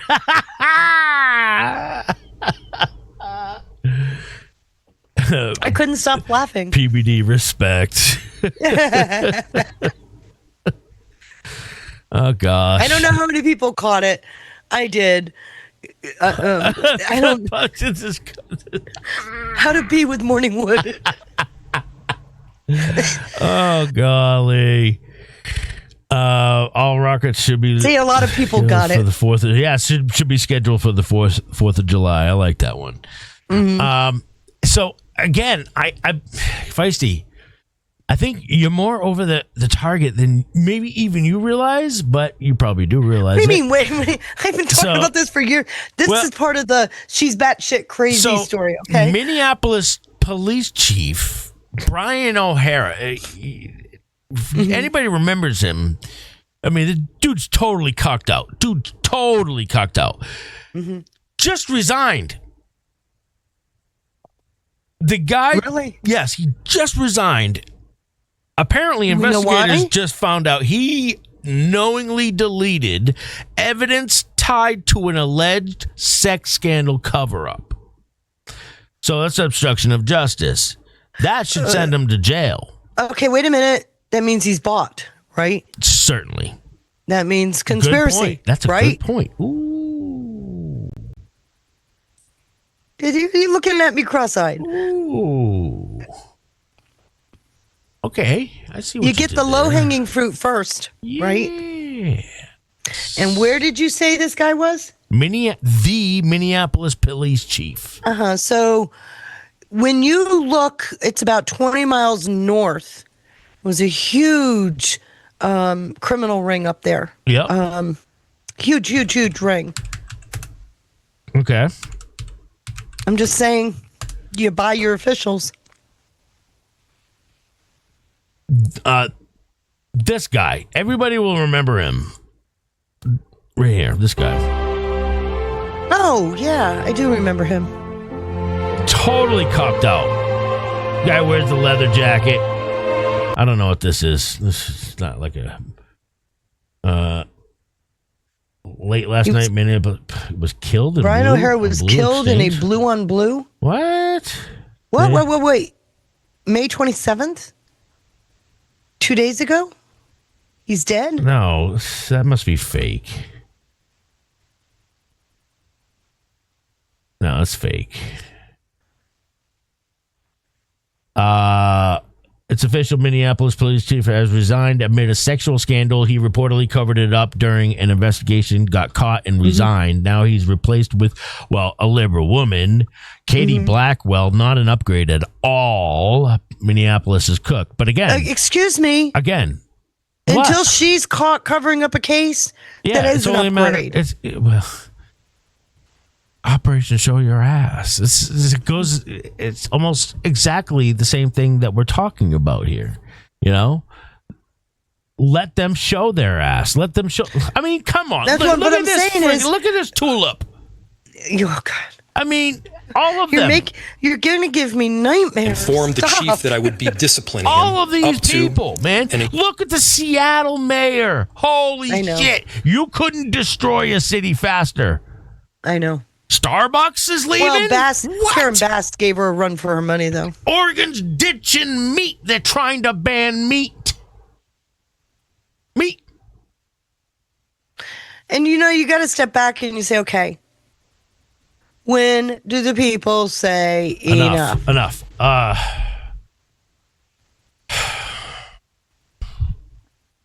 That's a really good question. And how do you do it so that it's the people that take it back and not sending in one savior? Because I would argue that sending in one savior is not going to help anything. What was interesting is listening to how there's 68 candidates on the plank for California. I was listening to a Republican operative. There's like 68 candidates. That's how you do it. You flood, let the primaries hash it out, whatever, but you flood it with people wanting to take back their country. Yes. Mm-hmm. And knowing that most of them aren't, there's only one that's going to make it on each party, but I think that's what you do, is you make sure that the platform is overcrowded and you start whittling through. And a perfect example of that would be, why is a Republican suddenly surging in deep blue Los Angeles? Because crime has become the issue where voters trust Republicans far more than Democrats, and even many Democrats are begging their party to change course. Will Los Angeles finally reject decades of the same failed policy? Perfect example. Yeah, I have to admit that in my mind, a friend of mine who is a fan of Pratt, said, he seems to rise. I was really putting it down. But if you look at the prediction markets, you look at the Castro prediction markets, his chances are up significantly over the last few months. That's you go huge. back a few months ago, February 26th. I know. Can you believe this? 7% chance. What is that? That's 5 plus 2. Now it's up like a rocket. Look, chances are he's still. All you have Did he just say that's 5 plus 2? This guy is an idiot to me. I'm sorry. All you have to do is go in there and be yourself, and care about the truth. But he's got righteous outrage, right? He's definitely got righteous. They didn't decrease homelessness. They increased it, and he's just going down the list. It's righteous outrage. The people almost don't want to hear a perfectly, manicured speech. Well, Jay, that sounds like Trump. Exactly like Trump. Yeah. We're tired of the polish, aren't we? Yep. So, but that's what I'm getting at. If you just put everybody out there, I don't care what your age is, as long as you're eligible age, but just get everybody out there and make it a truly Americans taking America back. I know we have a few people in the chat that are even precinct committeemen. There was a period of time where that was the big rage, where and still, even today, there are hundreds, if not thousands, of vacant precinct committee seats as it stands right now. Right now. Yeah, most people don't fill those seats. And the precinct committeeman essentially chooses the candidates, right? Mm-hmm. They essentially choose who are going to be the candidates that are going to run. So, be the next mayor of Los Angeles, but there's a pretty decent chance of it. It's now up over a quarter, a 27% chance. So those who dismiss Pratt's chances, well, you got another thing coming, because he's got a realistic shot of winning this thing. So he is a Republican, running there as a Republican, talking a lot about crime. Why might that be a potent issue for a Republican? These guys are so glowy. Yeah, there has not been a Republican mayor in Los Angeles in the last, 25 years. The last one to win was all the way back in 1997. And you can see it here. Why is it such a potent issue? I'm playing it because it is crime. Oftentimes we put up these graphics, Democrats are leading or Trump was leading, and then Democrats came ahead. But look at this. Who voters trust more in crime? In October of 2024, Trump was trusted more in crime than Kamala Harris by 4 points. Look at the Republican lead right now, though, in the average of polling. Look at this. Republicans nationally are more trusted on crime than Democrats by a 13-point margin. It's one of the few issues in which the Republican advantage, Johnny B., has actually expanded out from what Trump was looking at a little bit under 2 years ago. And it's not just among Republicans, right? I mean, there are Democrats who there's been a shift too. Yeah, okay. You look at this line, you say, okay, this is national, and it's among the overall electorate. But take a look here. Okay, on crime, you want Dems to move to the center or left or not move. Look at this. Overall, look at this. 62% of voters nationwide say that Democrats should move to the center on crime. But even among Democrats, look at this. It's 49% to 47%. So you see this real movement. On crime, you want Dems to move to the center. What they're saying is the Democrats are very left with regards to crime. So the voters want them to move more to the center. And instead, what you've got the Dem voting there, 49% say center, 47% say left.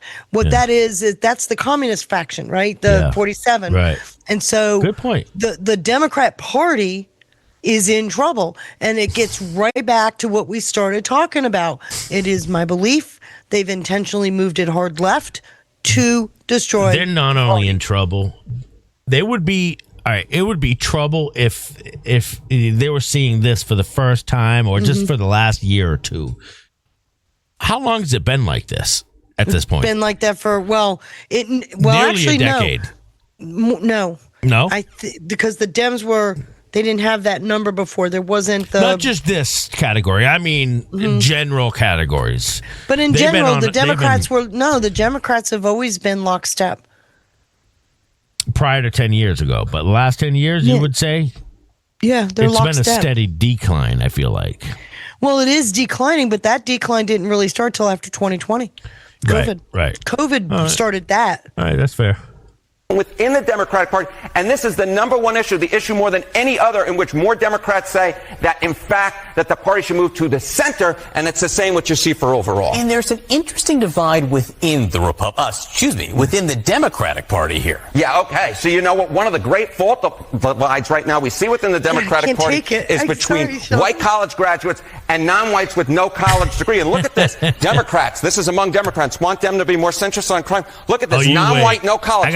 59%, the clear majority, versus the white college graduates, just 42%, in fact, say they want Democrats to be more centrist on crime. So this is one of these great dividing lines, right, in which those centrist voters of color are feeling one way, at least those without a college degree, while those white college graduates, oftentimes who, of course, a lot of folks would make the argument, hey, they're not the ones who are necessarily feeling the impact of higher crime rates where they exist, where there's this real divide within the party. It's going to be very interesting to see out in Los Angeles, especially if there's a runoff, whether or not Pratt tries to play Democrats up against each other. Oh, my God. Say it. He's so flaming. Well, maybe he's a flamer. Maybe he's a little light in the loafers. He's a little limp wristed. A little? Right? Yeah. He didn't. No, he left his loafers in the green room. He's just tiptoeing through the tulips. All right. Yeah. We call them the fellas around here. He's one of the fellas. Sparkling. Yeah, he's a sparkle. He's got a little sparkle to him. All right. So the Tulsi Gabbard thing is interesting because there are people out there trying to paint it like Tulsi can't get these files. They're withholding them from her. Yep. In actuality, you got to step back. Why would Russ Vought have election files? Why do you think? What is Russ Vaught's job? Office of Management and Budget, which is like one of the highest ranking in the executive, right? Seems to me there was an audit done. Oh, I didn't even think about that. Oh, that's a big deal. And that's what Tulsi's waiting on. That's a big deal. She's about to go out with a bang, isn't she? Yeah. They're going to give her a really good send-off. And please pray for her. The other thing, all these people come up with cancer. Isn't now a good time for what if there were cures? It would be. It sure would be. Because what did we just find out with Pam Bondi? She's coming back in some role. Oh, Johnny made a video. Oh, Johnny boy. I'm going to play that one here in a little bit. Speaking of Tulsi, there was a conversation, and I sent this one to Johnny. Speaking of Johnny, I sent this one to Johnny last night. That I don't know if we have enough time to play it tonight, but it was PBD, Patrick Bet-David, with his crew talking about Tulsi's silent war. Was Gabbard pushed out as DNI? No, I agree with PBD's take on this. What was his take? She wasn't pushed out. I'm not. Well. If I had that opinion, did you see the response today? Either opinion I have, I'm reluctant to state as fact. Did you see the response in the cabinet meeting? Yes. Okay. And I still feel. Okay. I don't have a firm opinion. I have How pushed her out because her husband had cancer? I don't know. I don't think it was that simple. I do think there's something else. That's all I'm going to say. I think there was she's been doing a phenomenal job. Yes, I don't disagree. I don't think she got pushed out. I don't think she got pushed out either, but I think there was something else. Where it is, he's had this diagnosis for a while too.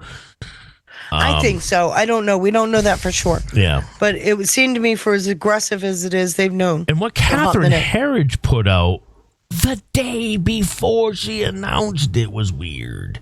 And Catherine Herridge, speaking of, it's Thursday. She comes out with her weekly videos. Thursday, yeah. And this one, breaking, DNI Gabbard actively working to declassify directed energy weapon and COVID-19. So the COVID-19 thing is big. Speaking of the directed energy weapon, I read something weird about a Epstein journalist down in New Mexico who's boot scooting, leaving the country because of a claim of a Havana syndrome. Seriously? I know. These people don't see how stupid they look. And there was no way to confirm it or any of this shit. Well, the first question you have is, when did you go to Cuba? Ash talked about it the other night too. The first question I would ask: when did you go to Cuba? Right. That's exactly my take. Was, wait, you think leaving the country is going to benefit you? When you went to Cuba, country under sanctions. It actually it's called Havana syndrome, meaning it didn't happen in America. It happened in Cuba, right? Right, in another country. So leaving the country doesn't do anything. Ash will remember this conversation we had it the other night. So yeah, she put this one out. Of course, I'll have to play it a little later, but it's only 17 minutes. Well, do you want to play? We can play. I don't care which one I don't care what you play. Or we can play them all. I like your style. Or we can play the Solomon one. Want to do Catherine Herridge? Sure. Government stonewalling directed energy weapons. Government watchdog, embarrassment or outright cover-up, injured U.S. government personnel, government's guilty knowledge. See, what I worry about something like this, though, government stonewalling. What does that do? Because Trump is trying to restore trust and faith in government. But it also increases intrigue. So you're looking at... It's like the Flynn approach. You're looking at dues, it's right? It's like the Flynn approach, right? Exactly. Look at the dues. Not a lot of people know a lot about what that is. Yeah. But the COVID stuff, I wonder how many eyes went, wait, what? Ash. Havana, na, na, na. I knew it. She's Ash funny. is back. Yeah, Ash I don't know is if back. you know, Ash is back. She's definitely back. Yeah. She's back. She can't claim she's still under the weather, Right. not with the way she is tonight. She's back. All right, why don't we? All right, we'll start with Solomon here, because it's not going to be directed. So, but this is interesting to me, the fact that she's getting these files from OMB. that Tulsi is. Mm-hmm. Okay, and then what she'll do with them? Well, it's her job. Remember, they get the information. She makes sure that they're properly filed, and then they actually get declassed at DNI's site. She vets it though too. Well, by law, she has to, but they're going. She has through a that whole process. team that does that. She has a team.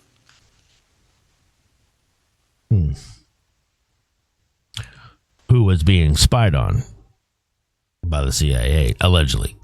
Allegedly. You see what I'm saying? Like, this is too many. There were too many individuals, too many high level individuals that were all saying the same thing just before she resigned. Anyways, that's where I'll end it, and we'll play some John Solomon. Here we go. Tulsi's going to go out in a blaze of glory disagree. In her final month because she will be able to release in succession some extraordinary evidence of foreign interference in our election in 2020 and since. The intelligence community has known a lot more about active measures from China and Iran and other enemies that it did not make public. Instead, it gave intelligence community gave the Americans a false sugar pill saying that the 2020 election was the most secure in history. She will systematically destroy that narrative. Now, I think she'll be briefing senators soon on states whose voter databases were penetrated by China. That could move the needle on some of these senators voting for the Save America Act. John Solomon's got two big areas here. One, and John, I saw the other day the DOJ, who I think is really stepping up to the plate in a pretty amazing way, are interviewing some of the workers down in Georgia. But I just want to, and then we've got all the situation with the Chinese Communist Party in Ukraine, the election, folks, the election tampering, the fraud is at so many different levels. You have state actors, you have local people. It's the elections here are a unmitigated disaster. And of course, the MAGA movement has led the charge in this. Just go back and re-hit, because this Nichols thing, I can already tell you what the Mark Elias, this is hitting like a bomb over the Imperial Capitol. This kind of came out of, they were like, what? This guy just they're in shock. This is a big detail. So walk through just one more time. A federal judge in the D.C. district has just ruled, and a pretty thorough ruling, given that it's the first line of defense here. Walk us through it. Yeah. He refused to impose a temporary restraining order that would have stopped President Trump's executive order reining in absentee ballots and requiring citizenship checks. He refused to inject it, which basically clears the way for it to take effect. But in so doing, he went through all of the Democrats' arguments, those that are on TV, those that are in the briefs, and knocked them down one by one. Basically did a Jim Crow 2.0, no, it's not. And so, hey, we don't think you have standing to sue. That's one of the questions he raised and answered. We don't think you can show harm. That's one of the questions he answered. We don't think, even if the president makes an error on a person, that it's a problem because the president's staff created a error resolution process. So step by step, he's laying down answers to all of the Democrats' objections to this law.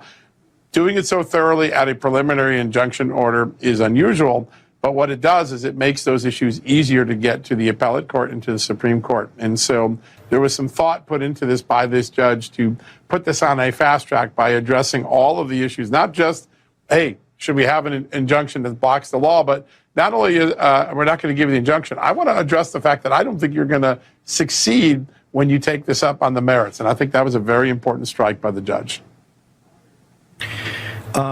Tulsi Gabbard. Gabbard, and I know you have a very special relationship with her on this, kind of working through all these declassifications.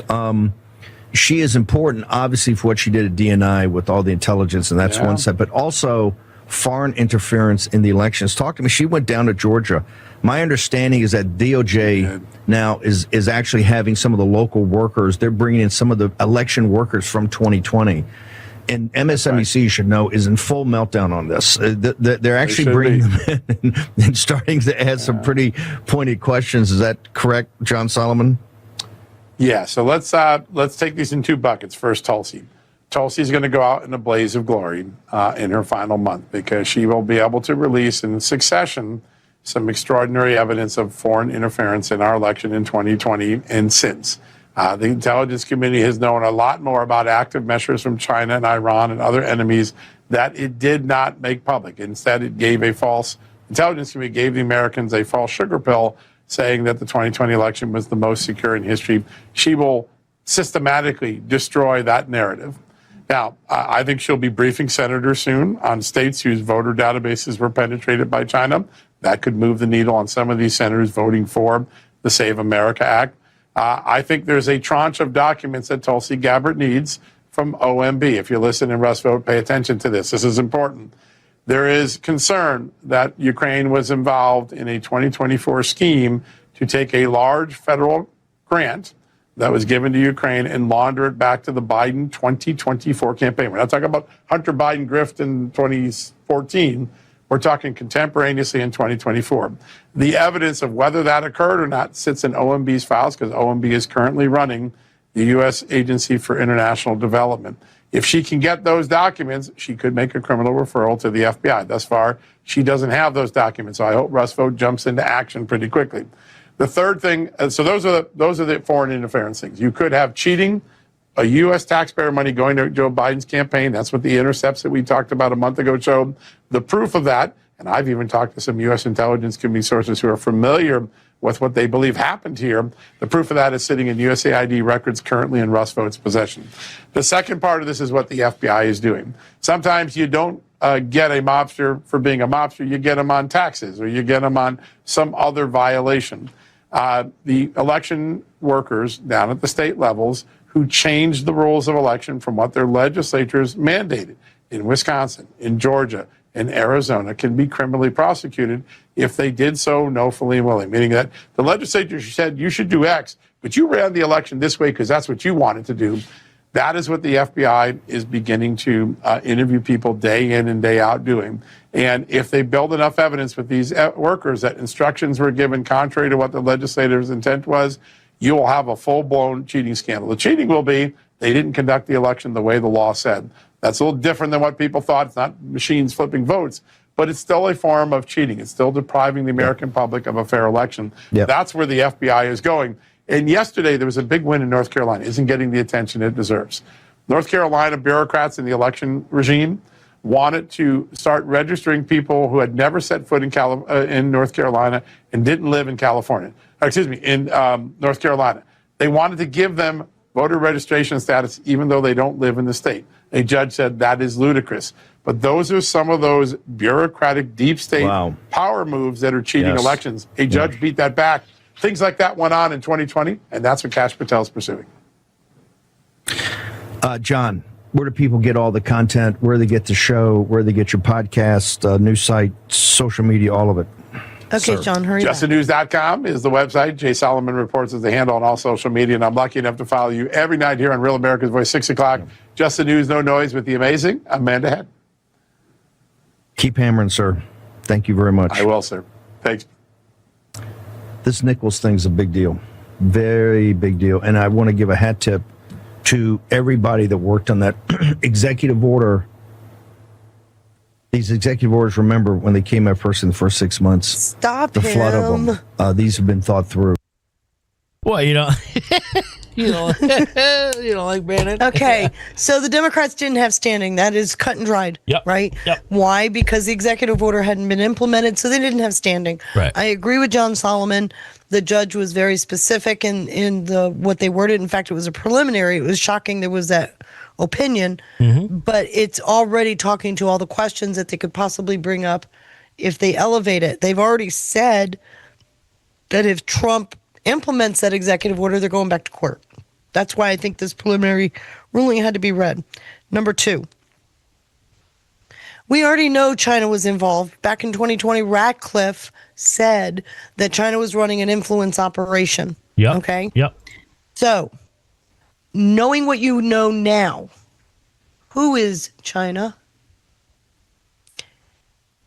Let me just back up to the beginning of our conversation tonight. Okay, please do. What is the E.G. Carroll thing about foreign interference? Right. What is Neville Roy Singham? And I said, isn't it odd that he's still in Shanghai as if maybe he's on a hold? Mm-hmm. Okay. If you're talking about all these billionaires, where do you think the election interference story is going? Solomon just told you they're looking at these influence operations. Mm-hmm.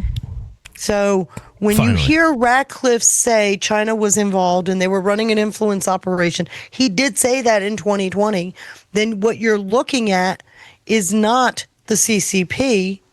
You're looking at Neville Roy Singham. Although there may have been some CCP operatives, but you're looking at Neville Roy Singham. And this is a big deal because you're pulling in now those billionaires that are a part of this transnational Leviathan, right? Yep. Okay. And this was from Andrew Colvett. Russ Vogt at OMB has just overhauled how much? $1 trillion. Holy cow. So do you know the story of E-Verify, by the way? This is interesting because Democrats have been fighting this forever. So Bush 2 couldn't get immigration reform over the finish line back in September of 2008. Yep. So he implemented an executive order so that you have to use E-Verify. If you're a federal contractor, if you're a government employee, you go through E-Verify. E-Verify is a combined database between DHS and Social Security, And in some states, because they opened up their DMV databases, in some states you even have the DMV records. Okay. To make sure, now E-Verify is used when you come in for a job. You know, when you fill out an I-9 form Yep. to prove you're a citizen, you can run those numbers through the database. I love the system, by the way. It's a great system.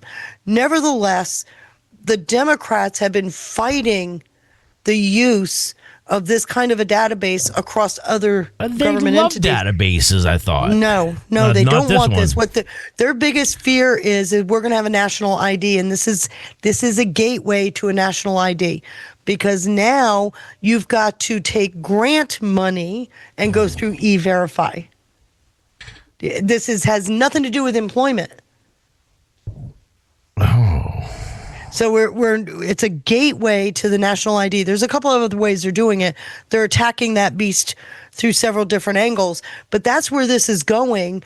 And what he's saying is, if you want to apply for a grant, you have to prove you're a citizen receiving that grant. Which for 99.99% of us, we're like, well, that's right. He's going to use that Ukrainian thing as a evidence. hook. Why it has to? Okay.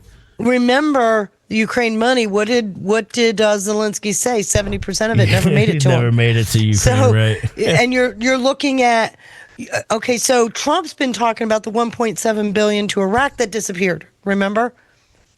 Yes. Okay. Did you know? In fact, we did this yesterday on the show. In 2003 and 4, there was $12 billion.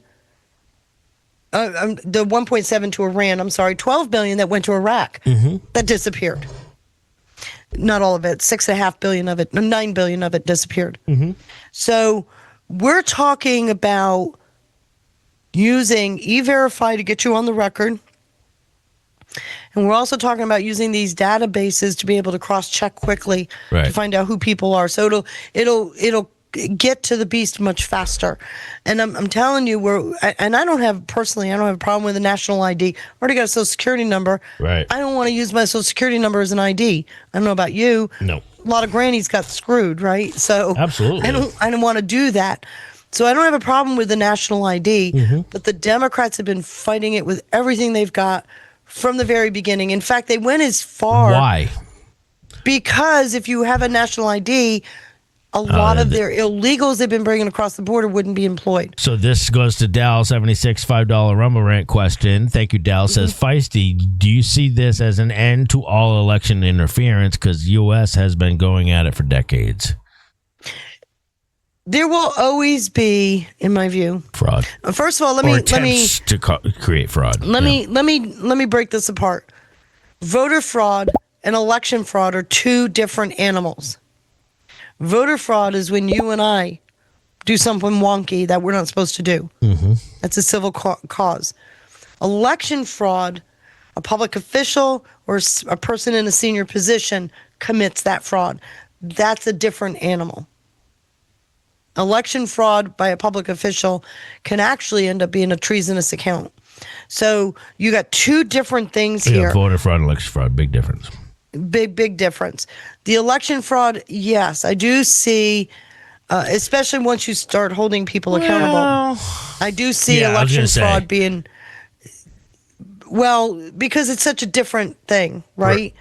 There's always going to be some. But fraud in general, when you were just starting to say it before I rudely interrupted you, when you were getting ready to say, with all this accountability, you're going to have people a lot less, a little bit more apprehensive before. A lot more apprehensive. Yeah. Right? Yeah. What is the greatest impediment to crime? Accountability. Yes. Yeah. So if you're going to start holding people accountable, the incentive is out there. It's going to, I think I'm going to toe the line. Right. And that is a big deal for this. Yeah.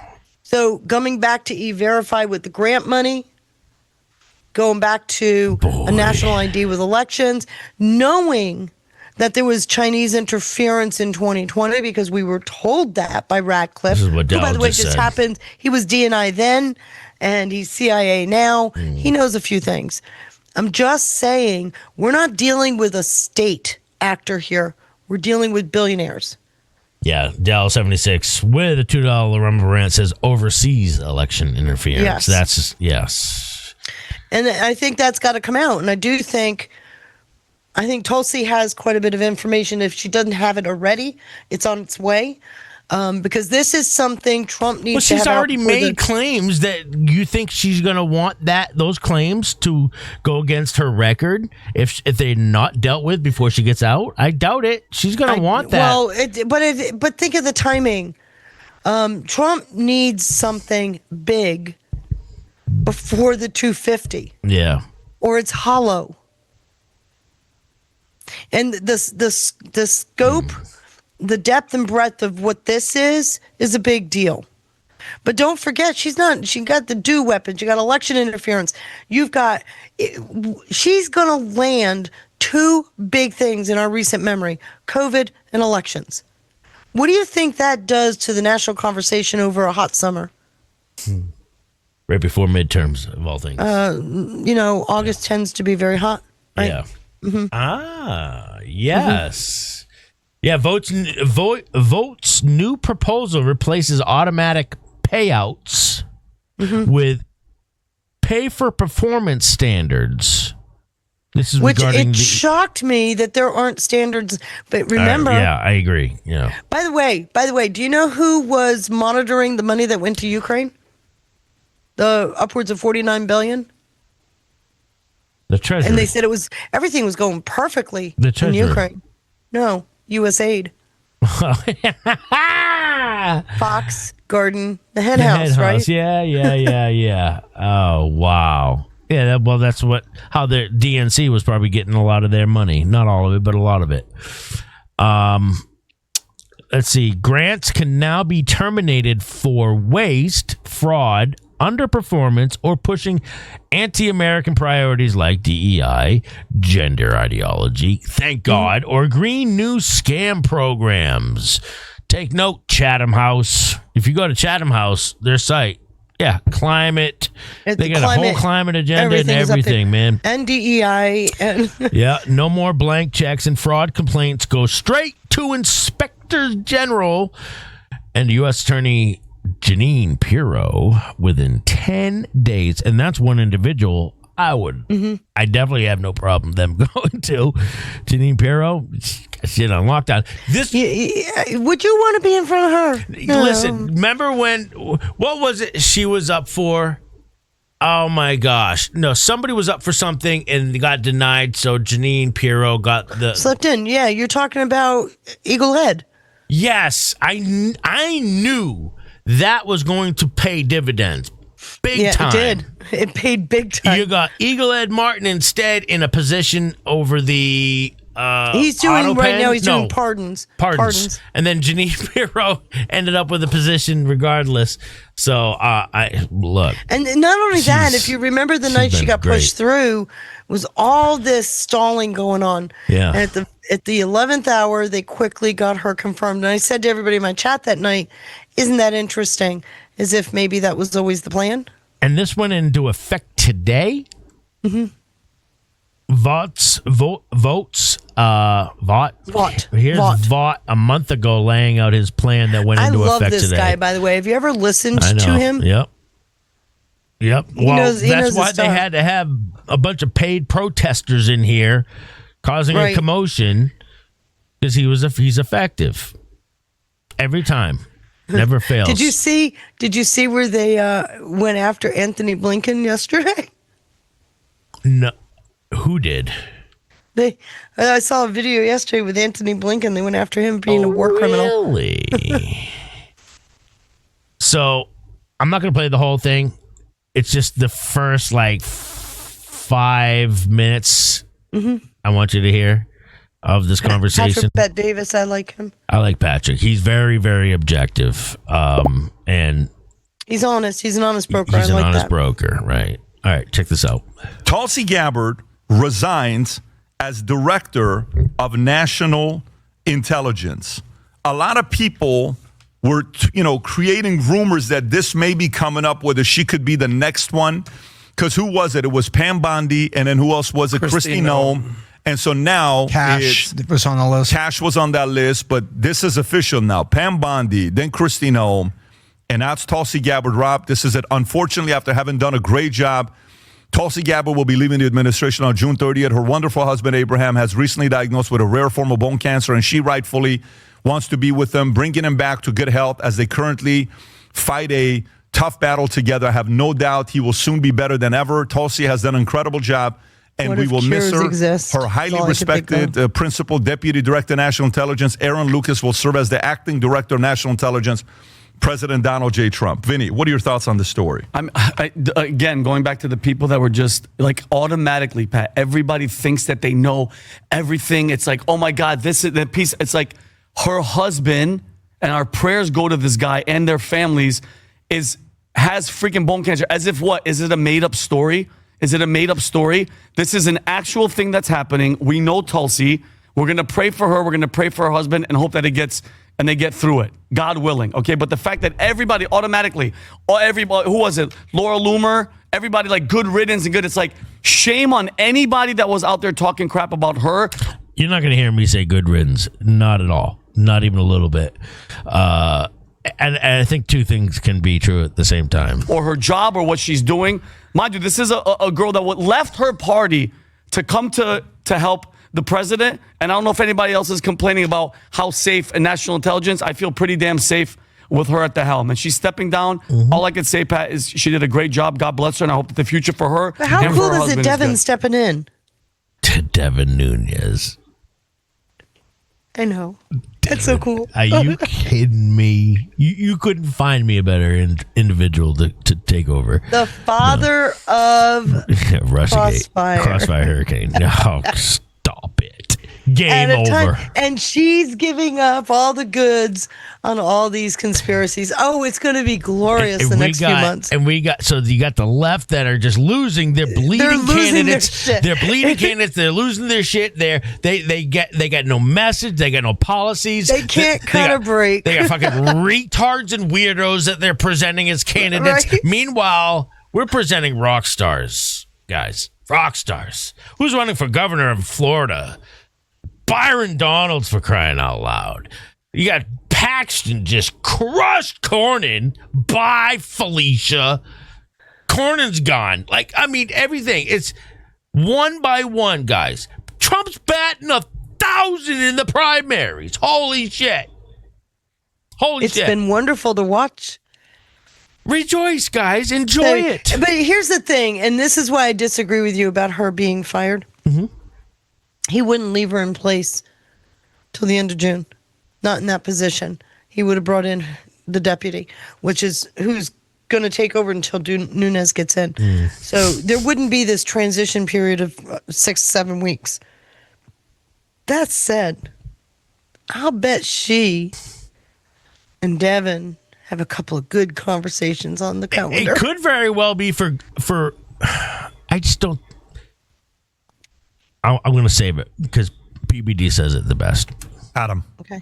I'll just say this. I think Adam actually has a good point in this too. I know. This dude never used to have good points, but he, dare I say, I think he's coming around. As someone that my significant other, my ex-girlfriend, he's still a little bit. He's a little. Friend did have to go through cancer, and I know what it's like. And this is her husband. So I'll just say this, that some things are bigger than politics. Some things are bigger than business. Some things are bigger than anything in life. And I'm just going to take it at face value here that she legitimately stepped down because her husband, Abraham, is fighting a extremely rare form of bone cancer. So some things are just what they are. I'm sure there's going to be ridiculous storylines out there from the left and the right questioning what her loyalty is and what her agenda is. For me, until I hear anything substantive and different, I'm just going to say, respect to you, Tulsi. Thank you for your service to this country. Yeah. I hope you and your husband get through this. Agreed. I hope he gets through this.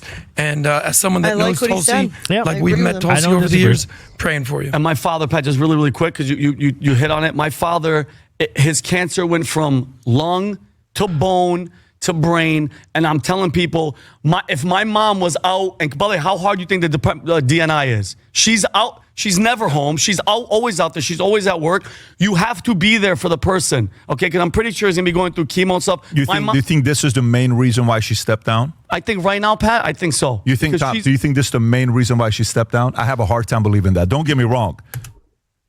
I'm with PBD here. I think Tulsi played a very important role in 2024 when she joined the team. I think Tulsi played a very important role, her and RFK, very, very important role while they were campaigning. Do I think this is really happening? Of course, 100%. Do I think this is the number one reason why they're stepping down? I don't think so. I think there's more to it. And I hate to be the guy that's going to go take that position, but I think it's more than that. Tom, what do you think?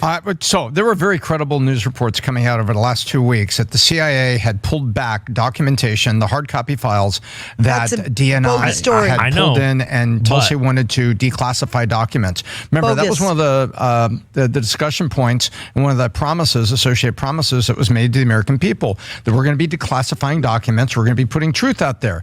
And supposedly... But that's bogus. I know that is, but there's another point I think he's getting to that. I can't handle the bogus shit, okay? Well, he's just repeating what other people are saying. He's not saying this is what he thinks or that it's credible. He's just repeating what was out there in the news.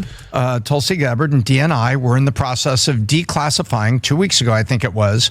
Last week. About that. Now, then they came out and said, no, our office wasn't raided. Well, wait, where did the story come from? There were credible news media out there that said the CIA pulled back documents. Then even Tulsi said, easy, it's really not all that. But there was too much around this, and too many people quoted, and too many folks that were on top of this, it came from Catherine Herridge. Exactly. No small thing, though. But she was fed that. That was a storyline that was fed. Why it was fed, I don't know. Did she walk it back? No, that's the thing I've been waiting for. She never did.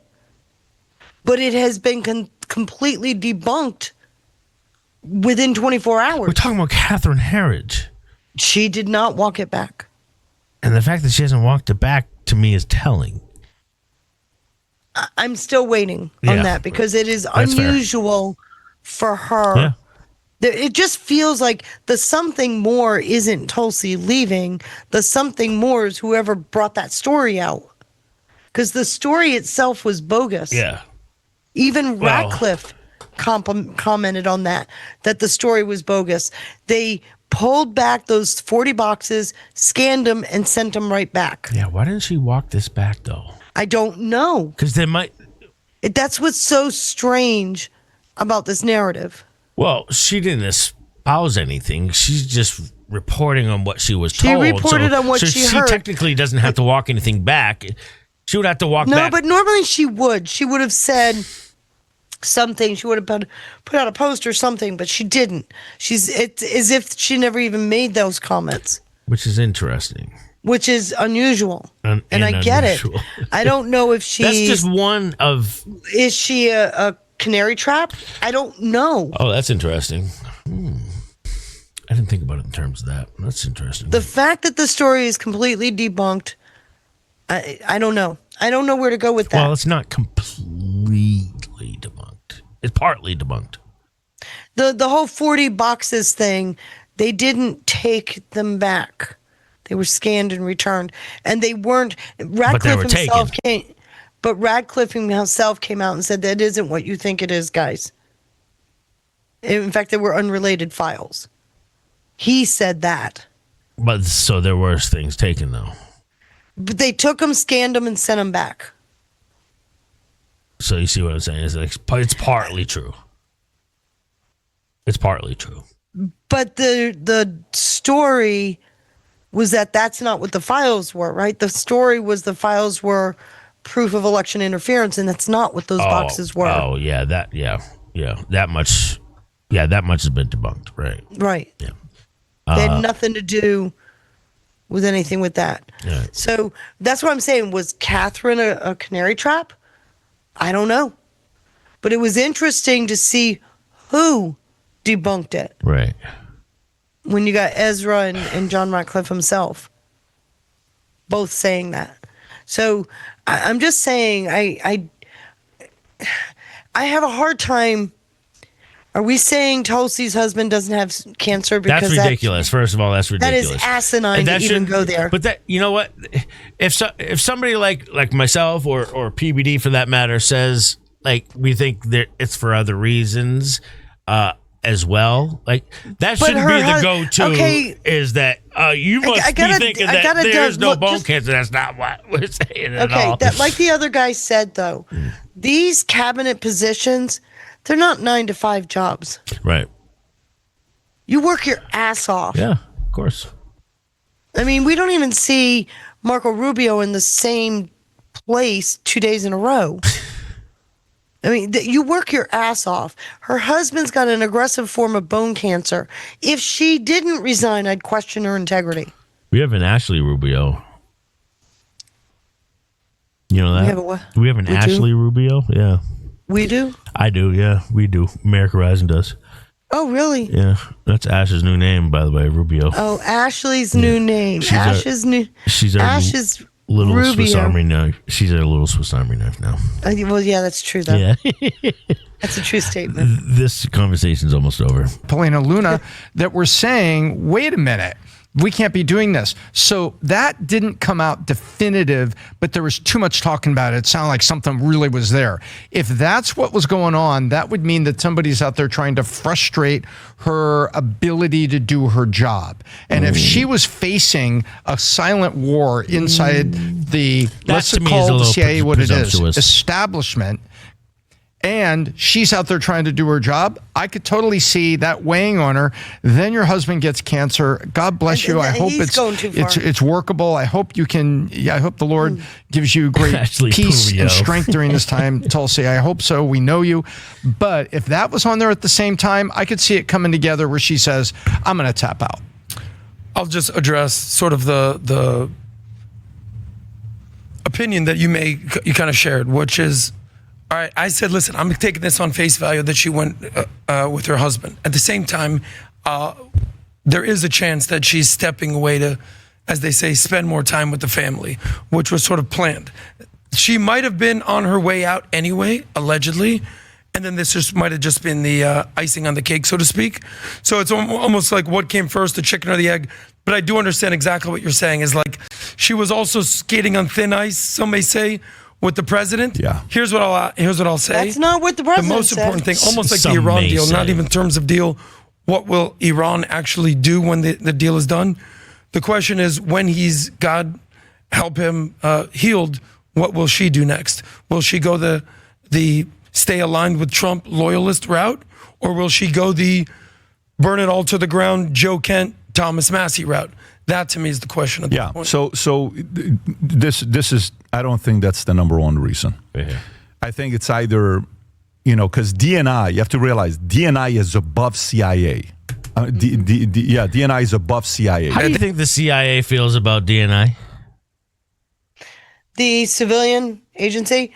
Well, when you recognize that the reason why there's a DNI is because you fucked up at 9/11, I don't think you like DNI very much. You don't like DNI. CIA probably does not like the ODNI at Now, all. Ratcliffe is a different animal, but the CIA themselves, no, they're not real thrilled that they got usurped because they now have a new boss. Well, since 9/11, yeah. Even then they blew it off, but they actually admitted that they withheld intel from the president, and for some reason they expected the world to say, "Oh, it was a mistake, honest mistake, no problem." 3,000 people are dead, no problem. So when the law came out that not only no but hell no, you're not to have anything to do with the presidential daily brief, right? They took offense to it. Yeah, and they've always taken offense to it. Yep. Dal says that's a fair point, Feisty, with a $2 Rumble rant. If she didn't resign, I'd question her integrity too. If she didn't resign, I would ask, would we even know about her husband's bone cancer? I'd probably not. Yeah. But I'll be real honest with you. Thank you, Dal. I'm sorry. I mean, she was always came across as a very happily married. Yep. Oh, yeah. And a very stable marriage. Yep. You gotta question if she wouldn't be with him. I think that's a fair thing. Yeah, that is more than fair. Yeah, he's got just a little bit more to say. I think it heads DNI over like 18 different agencies. So it's not like You think CIA likes being under DNI? DNI is over 16 agencies. Hell no. Control, right? Hell no. The establishment Virginia farm boys? How do you think CIA looks at DNI? How do you think CIA looks at DNI? Like, who are you to tell us? You are? Yeah. What are you talking about? Who Get the hell put out of these here. guys over us? And we've been doing this since we killed Kennedy. Yeah. So I don't know if they like giving up that much power to somebody that comes in. And maybe she was trying to do what she was. I'll speculate a little bit. Let's just kind of speculate because oh my God, yeah, this is what I think. No. That's why Let's I like speculate. PBD. One is face value. The reason why she stepped down is husband challenges cancer. Great. I understand it. Tough, terrible situation. And we've been around business for a long time where things happen and people have to step away and go through things. But, so that's that. Number two is she felt like she couldn't get the job done. Okay, so that's number two. And she was kind of, her hands were, tied behind her back and she couldn't do anything. Number three is that whole issue that happened with Joe Kent stepping down. And there was a story of Joe Kent going and meeting with Tulsi and also JD. I don't know if you remember when that story was released. There was a story about the fact that the three of them had a meeting together before his tweet and his resignation. I remember that. And they held a file for several months in the safe in her office. Yeah. So that, that is another automatically debunked get you story. to. Which That one? guy didn't know shit. Which one? The guy Joe with Kent? the tie. Yeah, whoever it is. The Joe Kent story? No, remember they held the file in the office. The whole story is Oh. the other guy in the blue suit with the tie. He didn't know his ass from a hole in the ground. You think the president's automatically going to trust you? He doesn't. I don't know if he's going to trust with that taking place. So he gave you the job, and then that's what happens. And then Joe Kent comes, talks to you. And then when Tulsi was asked multiple times during the hearing, if you remember the answer she gave, I don't know if you remember the answer she gave. She said, do you agree with the president's decision? And then she said, the president made the decision based on the intel that we shared with him. It's not the answer. That is It was, the answer. do you agree with the president's decision? Do you stand with this? I do. Director, do you agree with it? The president makes the decision. These guys why do you don't have guys a even have clue jobs, right? on what So DNI's there job was is. something that happened to you, Rob. Can you play? Is it that clip? He's got a I bigger don't know. point. It could have been that clip. Play the clip. I was just trying to go. Only the president, the only person who can determine what is an imminent threat guy's is the about to have a president of the panic United attack. States. Do you stand by that statement? Yes, I do. Director Ratcliffe, do you agree with that assessment? That the president is the only person that can determine if something is an imminent threat or not? I don't know if this is it. There's a moment where she says He agrees, he by the made way. the decision based on the information we shared with him. And then they asked, but do you agree with the president? And it was kind of like, that's not the point. The point is, we gave him the information. So it wasn't an affirmative decision to defend. It doesn't Now, have to be. Come on, Sean. This isn't even. No, stop. I've been in Intel most of my career. Okay. DNI, their responsibility is to Just to codify gather. Just to gather. all the Yeah. intel. Yeah. It gets presented in a presidential daily brief. The only person in the this president. country that gets to determine what is and is not a threat is the president. She gave the right answer. You mean an Ratcliffe actionable? He's the one that makes those determinations. Yes. She then will take whatever he decides with it, and she sets the intel gathering priorities from that. Yep. That's how the job goes. Yep. It's not a hard thing to intuitively think about. What these guys are going on about is a waste of your time, my time, everybody's time, because they don't know their ass from a hole in the ground. But this, it also undermines, okay? You did it intentionally, and I hate you, I tell you, I hate you. It's too easy. I need to go get a drink. Go get a drink. Because I'm about to play some Stroke Face next. Oh, God. Some Laura Ingraham. But you get what I'm saying, yes, though, right? I do. I know exactly what you're saying. She can't make a determination. She can't make a determination. Yes, I know this. That would be a fireable offense. I'm sorry, guys. Don't get used to the Brennans in the world. They made determinations. Yeah. 3,000 people died. That's right. That's a good point. That's right. Brennan arguably was making a lot of decisions for that Barry. were not right.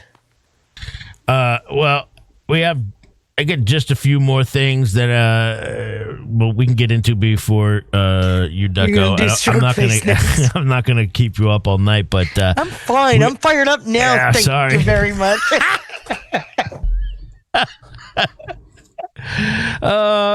We got some Iran to talk about. Did you watch Bongino's show today? I watched. I don't miss it. It was a good show today. That's how I start my day. This is interesting. Like I said, that's going to overseas immediately. That's heading into UK. You and I would, guys. Imagine for a moment. Earmuffs for a second, Feisty. Guys, imagine for a moment Feisty and Carly Bond in the same room. All right, just imagine it for a second. Oh, it would be gold. I got a clip there that's titled "Lock This Bitch Up," talking about E.G. and Carol. I would just love nothing more than to hear Feisty and Carly in the same room together. Oh God, I could rip E.G. Carol apart. Oh God, E.G. I know.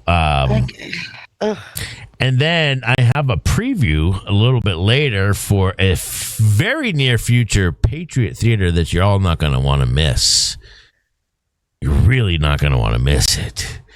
And it's regarding the movie Disclosure Day. I've never heard that movie. Oh, wow. Steven Spielberg. And that's odd because I like Steven Spielberg. It's a Steven Spielberg. It is going to be interesting, to say the least. But here we go with some Stroke Face, everybody. Sean, who's Stroke Face? Laura Ingraham. Laura Ingraham.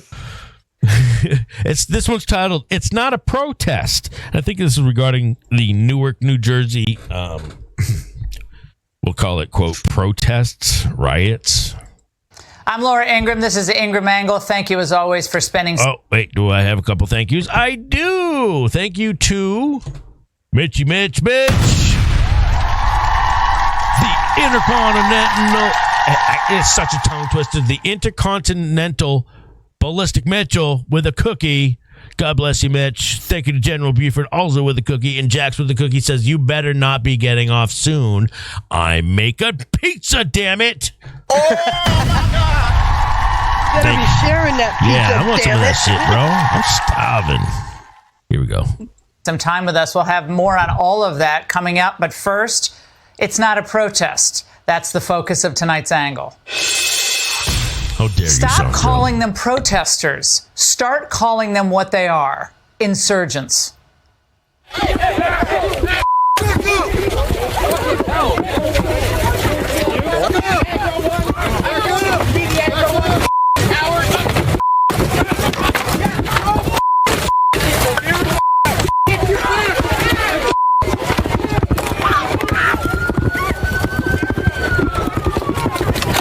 Kill yourself, dude. Kill yourself, bro. This isn't a new civil rights movement. This is a Marxist uprising organized by people who despise America and our rule of law. Outside a privately run ICE detention facility in Newark, these hard-left revolutionaries are trying their best to provoke a response from authorities. Now, they know Alex Preddy's death in Minneapolis kept the agitators all excited, kept them going, and it spurred wall-to-wall media coverage. And just as in Minnesota last January, this is all choreographed. It's all paid for protesters. You can see by the signs. The signs are all made by the same beautiful factory. It's a printing plant. These aren't protesters. These people are fake. They're all paid for. Of course he's right, but DOJ needs to follow the money trail. Where is it? We're still waiting on their investigation into Antifa, which shows up in these mob scenes as well. Now, this question came up in the briefing room today where Scott Bessent was the special guest star. I want to ask you about Antifa. In October, the Treasury Department started working with the FBI to investigate who's funding Antifa. Can you give us an update on that investigation? How close are you guys to finding out who's funding Antifa? It is ongoing. We made substantial progress, and I think in the weeks and months ahead, we're going to have a lot to report. Not a moment too soon. In the meantime, no one with any brain function is going to believe the story that the press is pumping, that the young woman whose husband was being held inside, who went on that hunger strike, organized anything on her own. Her name is Gabriela Soto. Now, liberals are treating her like she's a modern-day Rosa Parks. She's even bringing her young daughter to the protest. She even admitted that the primary goal of this is not to get better conditions, but the demand that all detained illegals be freed. She did that in Democracy Now!, an interview she did. So this is all staged. It's the same old script.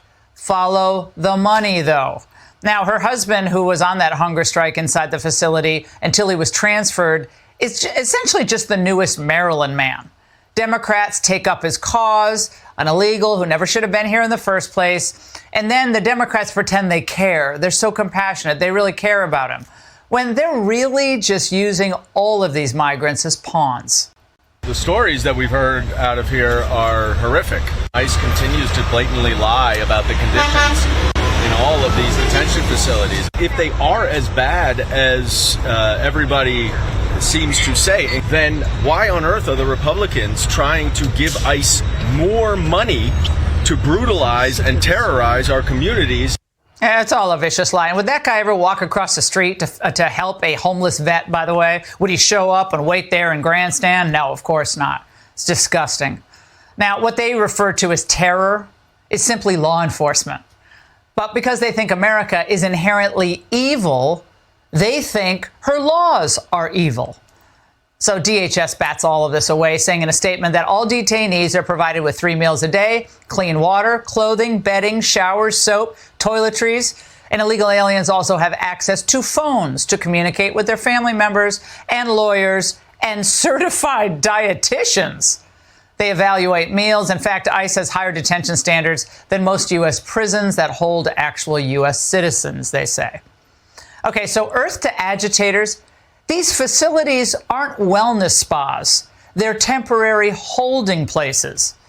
But New Jersey Senator Andy Kim showed up and put in his best performance. Well, he got in the way of law enforcement, so he got pepper sprayed. His biggest accomplishment since he's in office, frankly. Now, he was there to get publicity for himself and to do a little constituent outreach. I'm not complaining about the pepper ball spray. This isn't about me. I was willing to take on that risk. I'd do it all over again, anything that I can to keep my constituents and to keep people safe. His constituents, he's admitted it. They're his constituents. Well, no, they're not actually, but he wants them to be. Because Kim and his cabal want no one deported ever. Why? Because they need these migrants voting to have a prayer going forward, because regular people are onto this nonsense. You know, they're too busy working to stand outside advocating for lawbreakers, and they don't want to do that. By the way, regular people actually need to get to a real job. What am I doing? Am I going to the job? That's my hit, one of y'all. I ain't going to jail, right? No, I ain't going to jail. That's my hit, y'all going to jail, right? Come on. What's wrong with y'all, man? A lot of legal immigrants who are actually driving trucks or doing work, they watch this and think, wait, what? What is this? They're the biggest critics. So where do we begin here? Now, watch what happened when New Jersey State Assemblyman Paul Canitra went undercover at Delaney Hall yesterday. This is what he witnessed. It was an old leftist hag harassing the Asian chaplain for the facility. All of you. Mr. Asian, you scared to talk to me? Mr. Asian. What's with the race? Oh, what's with the race? What's wrong with you? Let's talk about race. How about all the brown and black people in Delaney Hall? How about that? That you torture. Mr. Asian. Karen alert. Karen alert. Thank you. You're very welcome. You know, I'm embarrassed How for disgusting. these people. So just pathetic. But seriously, this isn't a protest. It's an uprising. It should be treated as such. Civil unrest coast to coast is what they want. The goal is to undermine overall trust in the American system. Then they can replace it with their socialist Marxist replacement.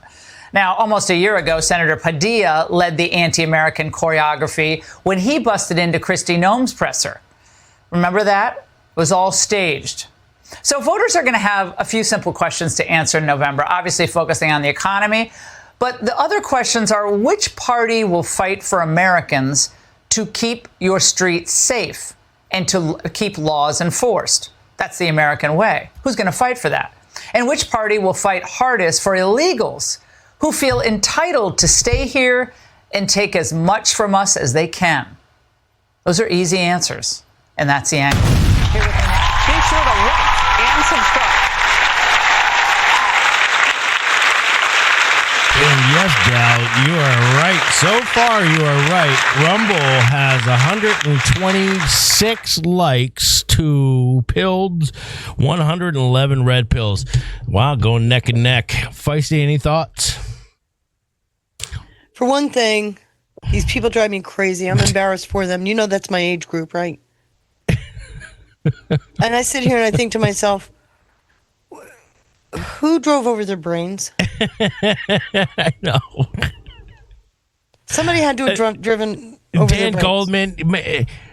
Somebody asked in the chat, is he the new Chuck Schumer? I think so. I don't think he'll last as long. He may, but how's he not embarrassed at this point? How are any of these people not embarrassed, humiliated? But that's what useful idiots do. Yeah. Right? Yeah. All right. So now we need to talk about Iran. One of my favorite topics. Yeah, we need to talk about what's going on in Iran. So before you do that, go into your DMs. Okay. Scott Pezent put out Economic Fury targets Iranian maritime extortion. Economic Fury? Yes. Treasury. That was Treasury. Okay. Okay. Go down through there. These are his comments. You're going to want to read it. Economic Fury targets Iranian maritime extortion. Mm-hmm. You don't say. All right. Says today, the U.S. Department of the Treasury's Office of Foreign Assets Control, looks like we're going to have an acronym fight tonight. OFAC took action against Iran's so-called Persian Gulf Strait Authority. It's got a word to it. A new it's a fake authority. Yeah. I'll tell you. A new attempt by Iran's Islamic Revolutionary, the IRGC, to monetize its campaign of state-sponsored terror by extorting vessels transiting the Strait of Hormuz. Full stop. Which country did we hear was having to pay $1 million a tanker? A tanker? To get through the strait. China. Yeah, I was going to say China. Okay. Who did Trump just meet with? China. Mm-hmm. Isn't that interesting timing? That doesn't make sense. So why would China be allied with Iran? I think they're back channels, but that's a different story. That's another discussion. But they were charging China $1 million a tanker to get through the strait. And they could extort it because 45% of China's oil comes through that strait. So they were being extorted. Yeah. So here we go. We're extorting. Now, who would be doing the extorting? It's not the IRGC. That's the Shamkhani network. They're the ones that move that oil. Okay, keep going. Just filling in your holes. Yeah, that's fine. This entity spearheads, the IRGC entity, spearheads an Iranian-controlled scheme that flagrantly violates international law and U.S. sanctions. So, again, my simple mind is going to say, then why don't they just say the City of London? Well, keep going. It gets better. You ain't stealing my thunder this time. No. No. You're going to go through this document. Anyone cooperating with the so-called Strait Authority may be providing support to and receiving services from the IRGC, which ultimately benefits from this attempted extortion and may therefore be exposed to sanctions. Okay, so who's anyone? Anyone cooperating with. So in order for Shamkhani to move that oil, he has to have a place to transition that money, right? Right. We're talking to who? City Brussels here. Brussels. Brussels. Keep going. The Iranian military's latest attempts to extort global maritime trade is proof that economic fury has left the regime desperate for cash, said Besant. Quote, through economic fury, the United States has imposed a financial stranglehold on the world's leading state sponsor of terror.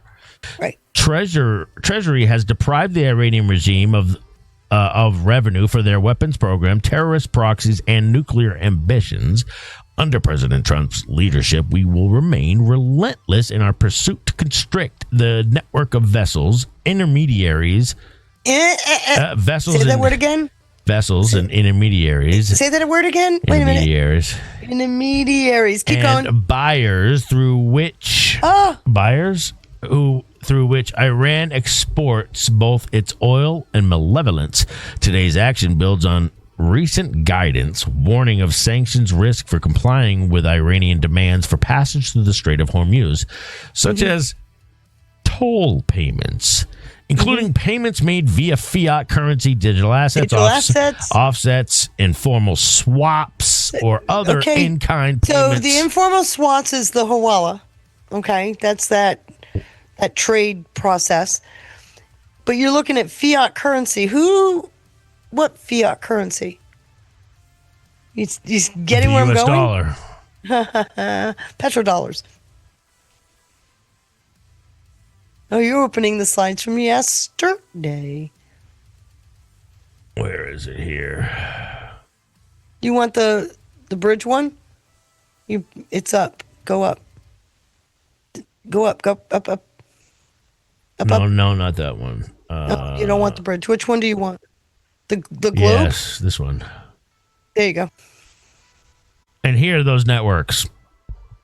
You said Those the are Hawala. Six predominant networks. And you can see the countries. This is what Feisty made. You can see the countries that are related to them. There's the Shamkhani network that Feisty has often mentioned. But look over at the Zarangalam. Huh? No, go down to the ADQH. That's where the EU is involved. The number 4. That's the EU is involved in that one. That's Brussels. Yeah. Mm-hmm. As well as West Africa, Iraq, Syria, and Lebanon. Mm-hmm. Huh. So now go back to your document. Keep reading because there's another really neat statement in there. Treasury is also prepared. Go ahead. Today's actions build on. Okay, I already read that. You read that one. Today's actions is being taken pursuant to the Counterterrorism Authority executive order. It continues the robust sanctions campaign targeting Iranian oil sales in support of economic fury and President's national security memorandum. Right. So the maximum pressure on Iran, economic fury. The Treasury is maintaining maximum pressure on Iran and targeting the regime's ability to generate, move, and repatriate funds. Okay, stop. Yep. Repatriate. There's another key word. So in other words, they're transitioning dollars somewhere. They're laundering it for somewhere. That's City of London. City of London. This is the only place that can do that, right? The only place that we've been Did I get taking Dell's over wallets. $50 Rumble rant? Oh my gosh, no, I didn't. Dell, holy shit, I missed that. Thank you, Dell. She's $50 Rumble rant today was great. Tonight was great. Thank you both. God bless you, Dell. Holy this crap! This is fun stuff. We're not even working. Isn't that right? We love what we do. Thank you. Thank you so much, Dell. God bless. Wow. But there's a really good line coming. Treasury has cracked down on Tehran's global banking. This includes actions that have led to the freezing of nearly $500 million in regime-linked cryptocurrency. So Zanjani, maybe? No, I don't think it's Zanjani Not anymore. But because what these networks have done, because they are struggling with the fiat, they've moved to Tether. Okay. And like I pointed out yesterday, until the Clarity Act is passed, at least. Right, until that's ended. Like I pointed out yesterday, they used to trade in Bitcoin, but it, quote, got too volatile, so they moved to Tether, which already means they're minimized, right? Right. What happens when things get tough, you pull back from aggressive investment and put it into stable funds, right? Mm-hmm. So they've pulled back from investing in Bitcoin, and they've put it into Tether, which means they're already struggling. So the economic fury is working. Keep going. Let's see. Treasury has cracked down on Tehran's global shadow banking networks. What? Designated networks supplying weapons and other military components to Iran. What?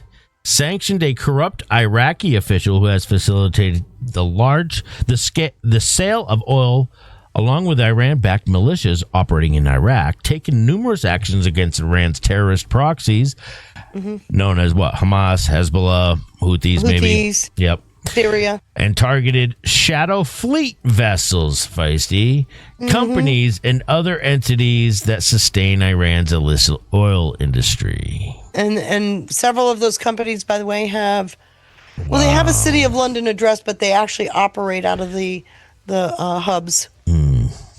Well, there's another Treasury will. Go ahead. Treasury is also prepared is where I want you to go. To continue vigorously target, blah, blah, blah, blah. We know what he's going through. The blockade, the Trump administration is directly targeting the regime's primary revenue stream. Okay, Any person or vessels facilitating the illicit trade of oil or other commodities through covert trade or financial channels risk exposure to the U.S. sanctions. Right. So those are secondary sanctions. Yeah. Okay, so we've already got sanctions. Now you got proof of an entity working despite those sanctions. So now they'll do secondary sanctions. That's the other part of economic fury. We're not just going after the original sanctions, but anybody caught gets what they call a secondary sanction. So that's where that's going. So you're not even talking a closed system. You're talking something that's still going globally, right? Yep. Okay, keep going. The Treasury will continue to vigorously target both traditional sanctions, evasions, schemes, and the exploitation of digital assets while continuing to freeze funds stolen from the Iranian people. Treasury is also prepared to take action against any foreign company supporting illicit Iranian commerce, including airlines, and as necessary may impose secondary sanctions on foreign financial institutions that facilitate Iran's activities. That's a warning shot across the bow right there. Right there. Holy shit. Foreign financial institutions. You're talking non-bank financial institutions. That is directly hitting City of London. Damn. Starved of revenue and severely weakened by Operation Epic Furies, Iran's IRGC extorts vessels transiting through the Strait of Hormuz through the so-called Persian Gulf Strait Authority. Which is fake. The so-called, government agency aimed at imposing illegitimate tolls on commercial traffic and forcing vessels to follow Iranian direction in return for safe passage.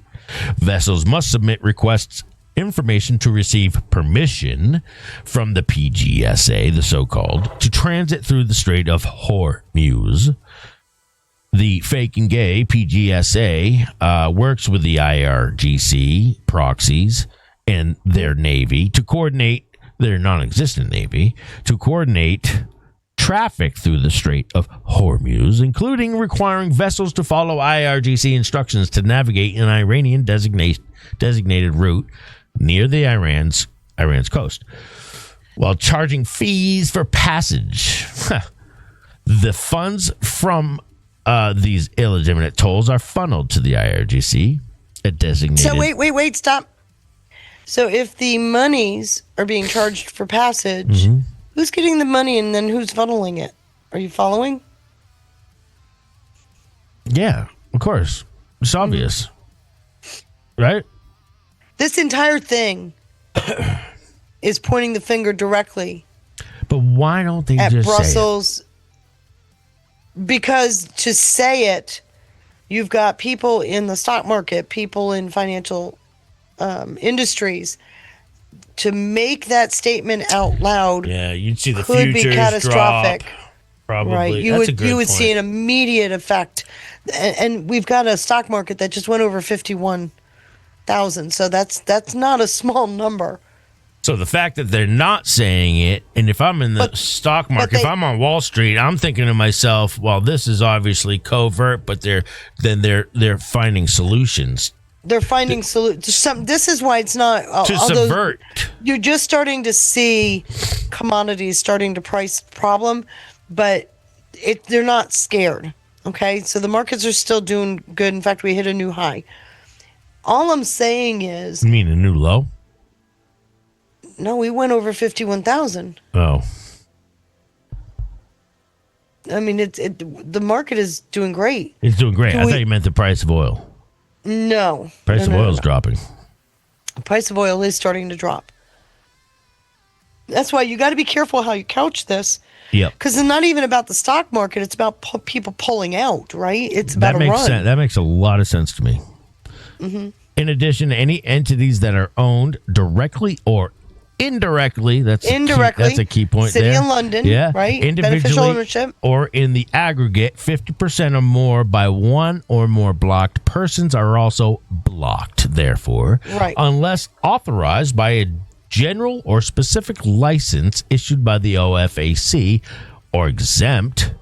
OFAC regulations generally prohibit all transactions by U.S. persons or within the United States that involve any property or interest in property of blocked persons.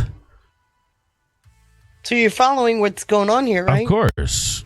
He is literally now, mind you. He said earlier airlines.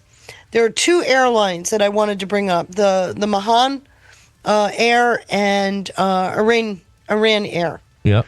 Both of those are connected to City of London. They're registered through one of the shell companies. Okay. So we're looking at, so remember the LIBOR scandal, right? That came out the same time as the Zanjani network was exposed, both of them in 2012. And what did the City of London say? We kind of let it go because we were doing intel.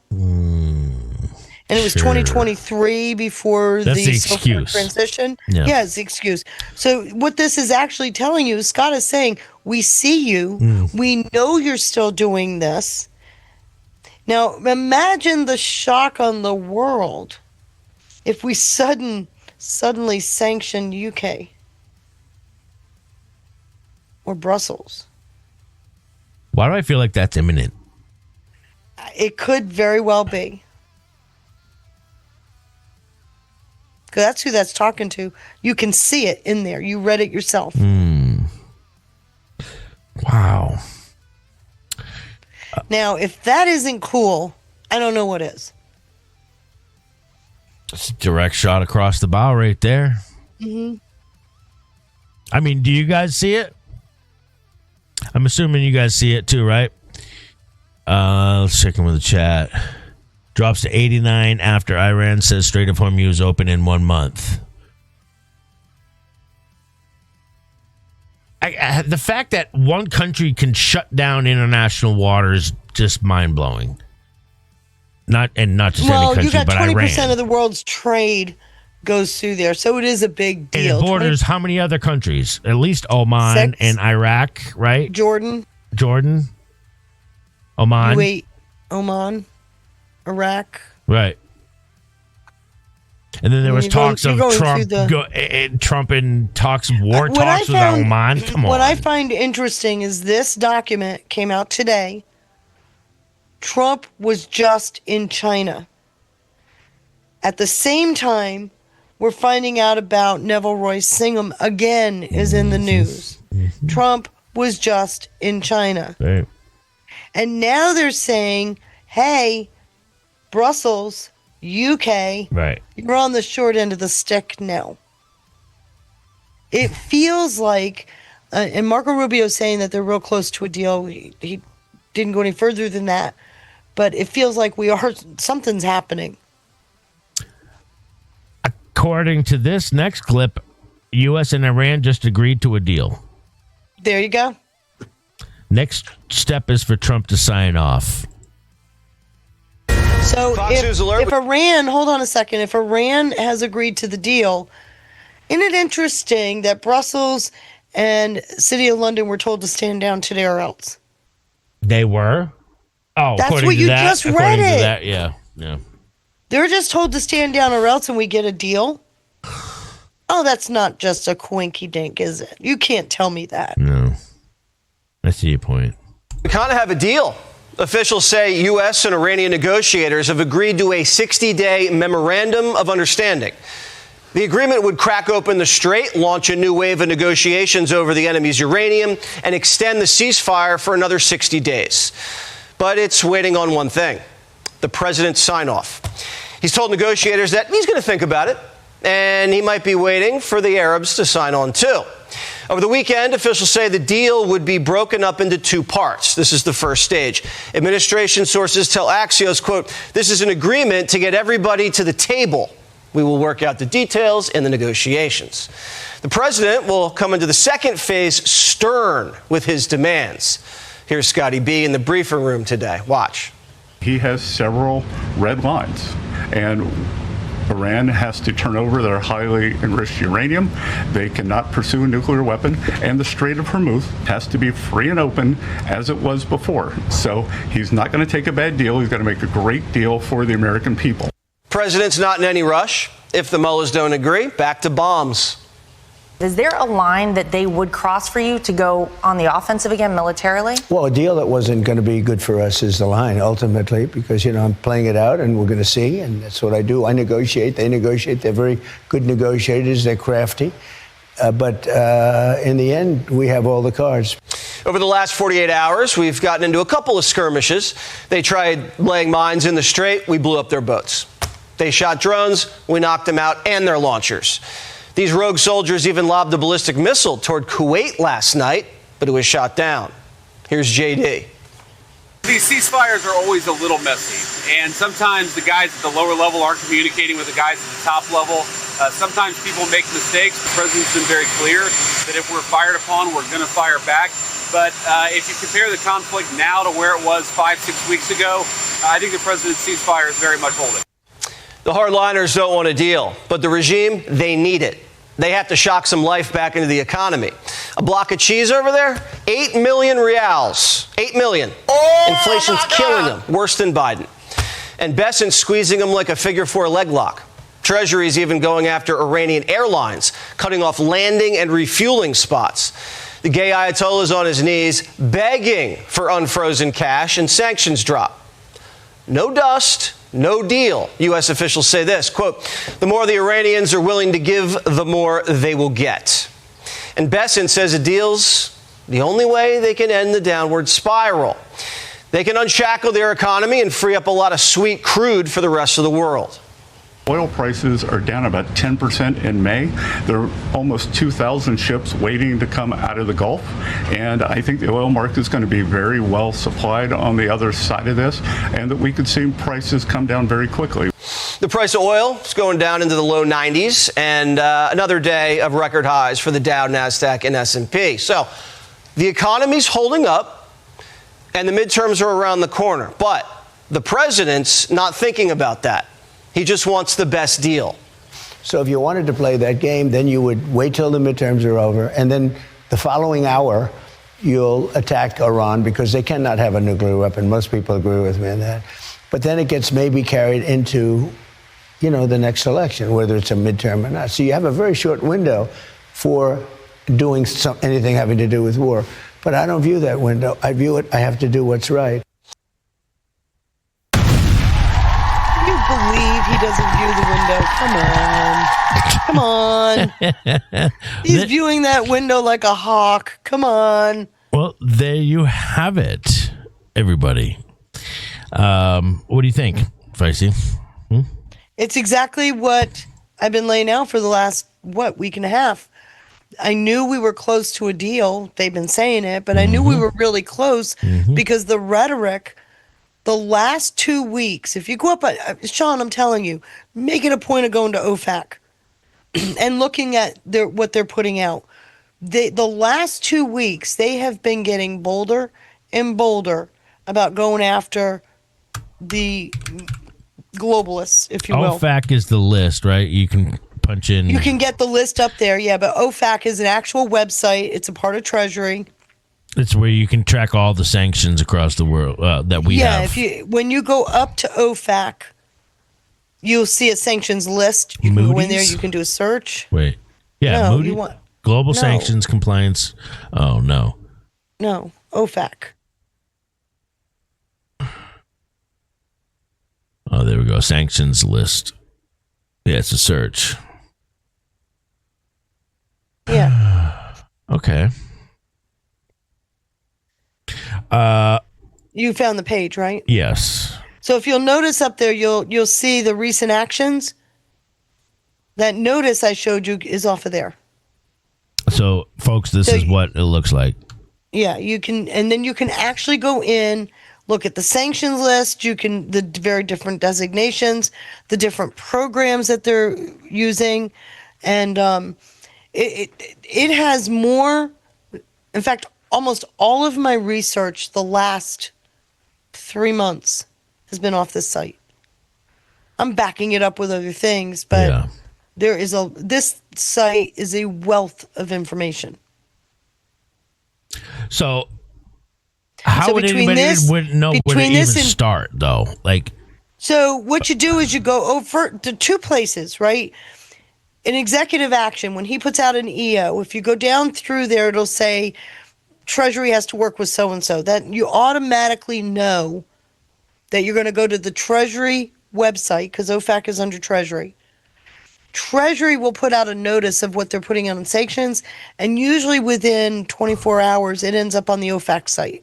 so what I mean is, like, you get programs here. Not everybody knows what a 561-related. No, it'll tell you in the list. CAATSA. Like I said, when you see the first place to look is in the executive orders or the executive actions, executive memorandum. Okay. If you see something that says Treasury, next step, go over to the Treasury website. Yeah. The Treasury website will tell you the types of programs. Oh. OFAC doesn't update until usually the next day, Okay. but and that gives you the granular detail. Okay.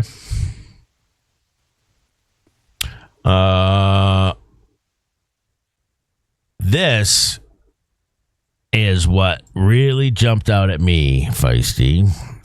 Duppy told me not to say Boulder. Speaking, he gets a little sensitive with that one. Scott Besson just revealed that the IRS has moved to make NGOs liable for violent activity committed by their grant recipients like Antifa. George Soros, just to name one, put on notice. Listen to what he says. Okay, so remember, Antifa's foreign funded. And what did we find out back in September? They're being foreign funded with some of this IRGC money, as a matter of fact. Remember, we found Hamas was here? Yeah. Also, remember, I'm going to point out something we don't hear a lot about, but the Kurds haven't been our friends. Yep. Right? Yeah, of course. So just be watching for that, because with this settling down in Iran, they're going to come out with big hammers, sledgehammers here in this country. You think that? Because they no longer will have any backing. Who will go? Oh. These groups will be tamped down pretty damn quickly. Oh. I see what you're saying. So the arguably the cells, the sleeper cells that we've all been kind of curious So what they're doing is they're allowing the illusion that these people can do what they're doing. And once the Iran deal goes through, these sleeper cells will come out and they're ready to pounce. You watch, mark my words. Wow, guys. Can you imagine that? That right there. If that doesn't really lay out what's been at stake here, I don't know what else does. Yeah, you got to remove their backing. This is why Neville Roy Singham is coming up. This is why Scott Bessent is telling Brussels and City of London, stand the fuck down. Hold that thought. Hold my beer. Because did you hear what he said tonight? Hassan, listen to this. Oh, this Feisty. guy, my God, he's almost in tears anymore. Hold on, but you didn't hear this. I promise you haven't heard this one. I didn't hear it. This will blow your mind. Like, as an American citizen and as a member of the media, of course I'm going to sometimes talk to members of state-sponsored terrorist organizations. Oh, my God, I can't believe he did that. He's telling you right out he's a subversive. Yes! And he's under investigation. Remember, he's part of the flotilla to Cuba. I think he's doing this on purpose. I think he was told to do this. He must be. Because remember who they're funded through. Neville Roy Singham, who's what? Under investigation, which is odd to me. And he already called him out yesterday or 2 days ago. But it's odd to me that he's never fled Shanghai. I think Neville Roy Singham's on a hold. I really do. And he confirmed where he is right now, and that he's living comfortably and hasn't left and doesn't plan on leaving. I can't believe he just said this. Trump didn't go to China just to have tea, okay? These are big deals. I don't think he's going to jail, McBastard. Oh, no, I don't think this guy is. I don't think he is. There's a reason why. I think what we're seeing is he's rolled, and this is... Yes. Like, I felt that way, like, 2 days ago. No. Today, listen to him. That's like normal part of the process, and it's protected. Because he's a journalist now, right? But it's not protected. Didn't we just learn that with Don Lemon? It's not protected. By the First Amendment. No, it's not. Right? They did the secondary detention and then Gotcha, bitch. Interrogation where they Gotcha, bitch. Oh, feels so good. asked me, like, what are your thoughts on Israel? What are your thoughts on Donald Trump? Have you ever been in contact with, like, anyone from Hamas, Hezbollah, Ansar Allah movement, like the Houthis? When they kept asking me about Hamas, what my thoughts are, I just kept repeating, Hamas is designated as a terrorist organization by the State Department. I just kept repeating that line over and over again. It's a fact. It's just a fact. Yeah. It's not your opinion. It's not It's a my fact, opinion. yeah. It's just a fact about Hamas. And then when they asked me about Trump, I was like, that's when I did push back, where I was like, yeah, I don't like him. Like, what do you mean? Yeah. Damn. I was like, yeah, I don't like him. What are you talking about? I'm an American citizen entering my country. Like, that's ridiculous. And they didn't give me too much stress about that. They're not going to. Boy, he just went on Trevor Noah's show and admitted to Talking to terrorist groups. But like I said, that's why I brought up Don Lemon. What did he do? He tried to claim First Amendment. And how'd that go for him? He's not even a journalist, though. Sam Piker claims to be a journalist. He's a glorified podcaster. Right. I couldn't believe he said that. I want to ask you about Antifa. In October, the Treasury Department started working with the FBI to investigate who's funding Antifa. Can you give us an update on that investigation? How close are you guys to finding out who's funding Antifa? It is ongoing. We made substantial progress, and I think in the weeks and months ahead, we're going to have a lot to report. One thing that did go underreported that I would point out to all of you is the IRS is now giving guidance on the Form 990, which nonprofits they have to file. And we are going to encourage or demand that nonprofits know their grant recipients. What did he say? Did you guys hear that? From the horse's mouth himself, okay? Yeah. Just so you know. This will take effect as of January 1st. I'm going to tell you right now. Gotcha, bitch. So if a grant recipient is violent, if they are suppressing people's rights, then you are responsible for There you go. Now, where does that come from? Pause it. Where does that come from? The Hensley Protocols. Do you see how it all just lines up so pretty? By the way, did I ever tell you I This is enjoy good. researching? This is so good. Did I ever happen to mention that to you? You start putting these dots together. It's like, give me more. Give me more. I want to ask you about Antifa. In October, the Treasury Department started working with the FBI to investigate who's funding Antifa. Can you give us an update on that investigation? How close are you guys to finding out who's funding Antifa? It is ongoing. We made substantial progress, and I think in the weeks and months ahead, we're going to have a lot to report. One thing that did go the underreported that I would point out to all of you is the IRS is now giving guidance on the Form 990, which nonprofits they have to file, and we are going to encourage or demand that nonprofits know their grant recipients. So if a grant recipient is... So that's glorious. How about cheers? Let me answer Chris. Conservator Chris said Hassan did calls to action to kill landowners. I'm just going to remind him we have a state attorney general who thinks it's okay to murder your opponents. So let's wait for that one. Oh gosh.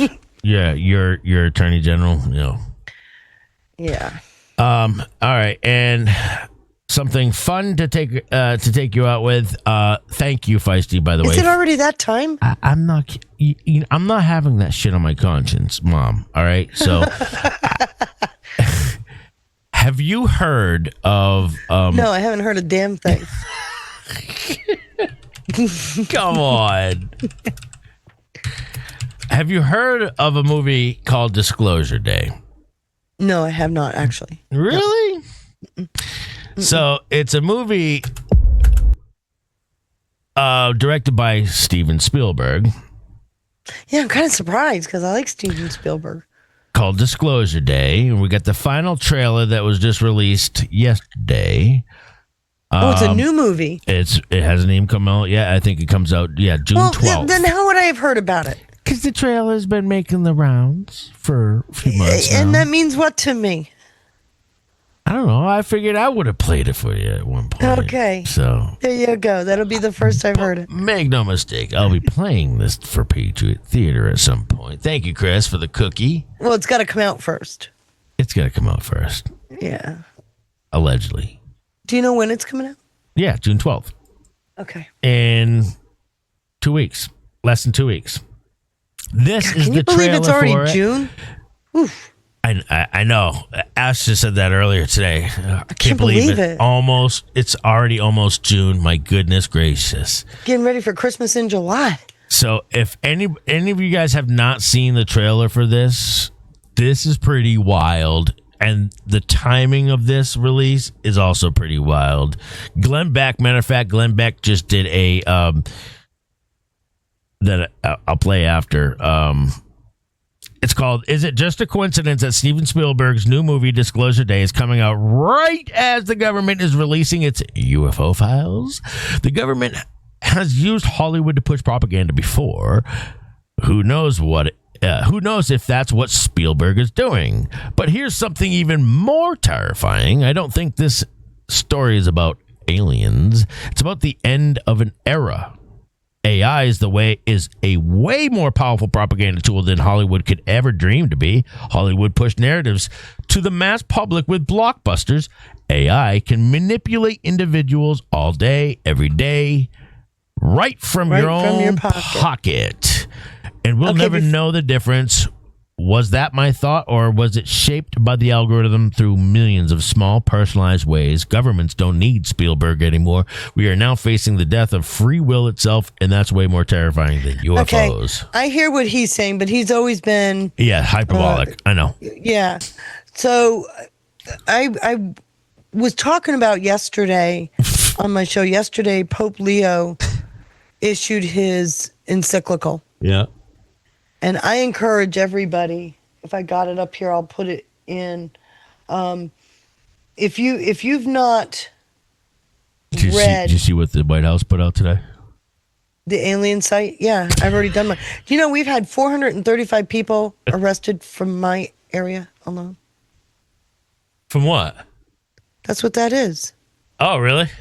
It's aliens, I know illegal what it is. I know what it aliens, you is. smart ass. Okay, everybody, let me finish my statement. What I'm dropping is the link to the Pope's encyclical, and I know there's many of you that don't like Catholics. This is an extremely well-written document. He's talking about that very thing. Who the hell doesn't like Catholics? Are the most like civilized individuals I've ever met. Anyway, sorry. And what planet was that on? I don't know. Shout out to Planet. But I'm serious. If you can't stand to read it, let Google read it to you, because you can pick even the voice. Yeah. But it's a very well thought out, very well researched, very well sourced document using Catholic social teaching, Catholic history, but it goes down through the whole AI stuff.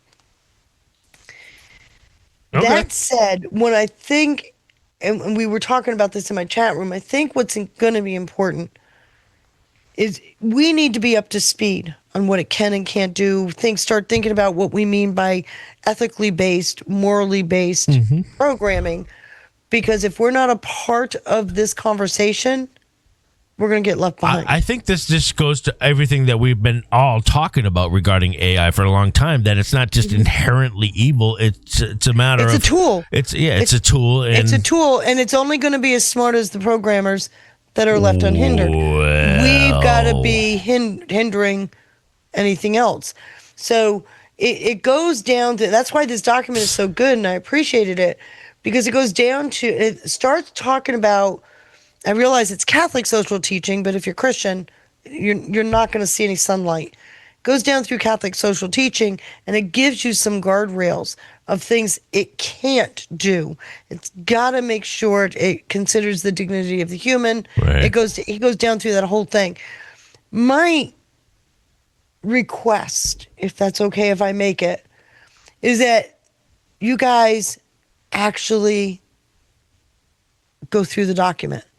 Get yourselves up to speed. Get yourselves thinking about where AI is going, because it's not.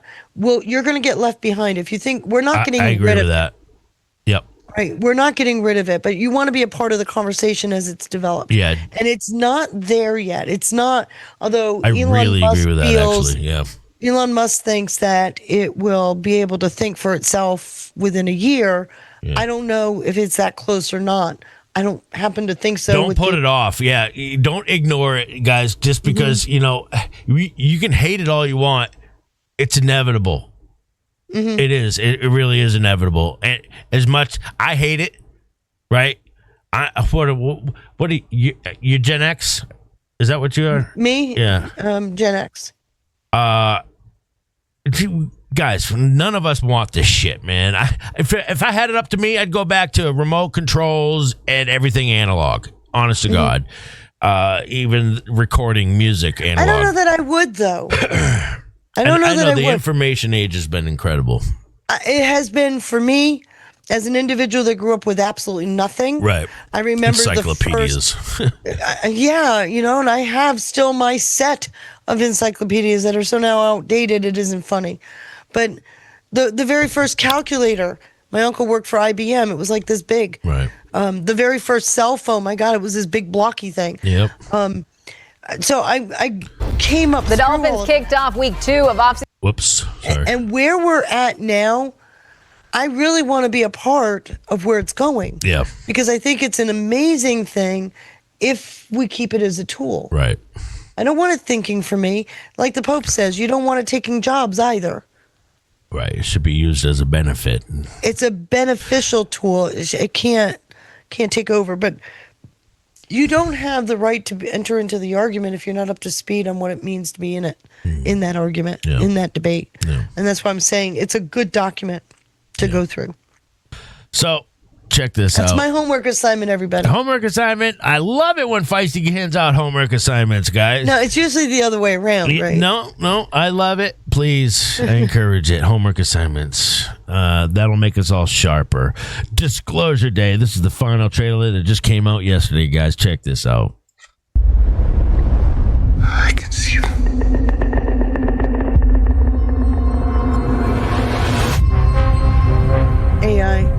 I am much more inclined now than I was when I made Close Encounters to really believe that we're not the only intelligent civilization in the universe.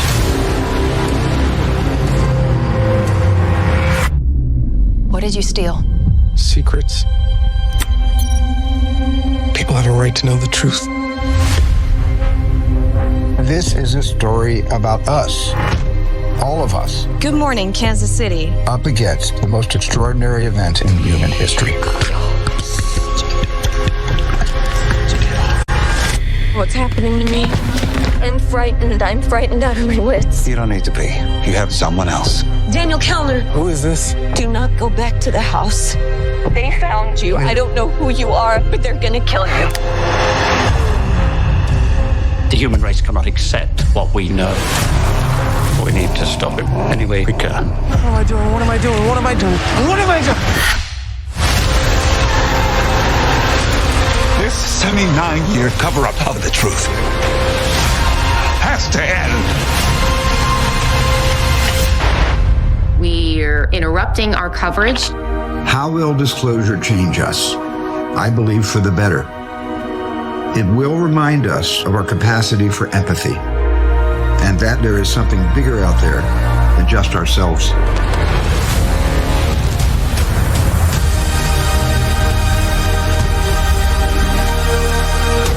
The only way to know your purpose is to go back to where it all began. I know you.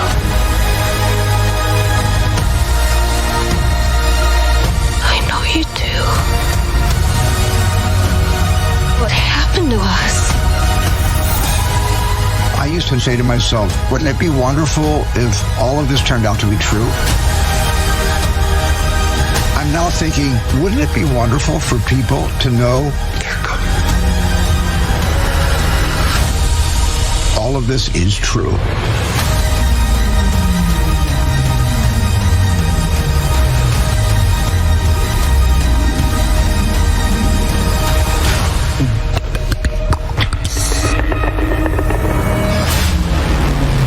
Disclosure Day. That's pretty wild, right? Okay, did you look into that? When did they start filming this? Oh, that's a good question. I have not looked into when they start filming it. No. That would be interesting to know. It would be very interesting to know that answer. Okay, let me find out. Let's see, when did they start?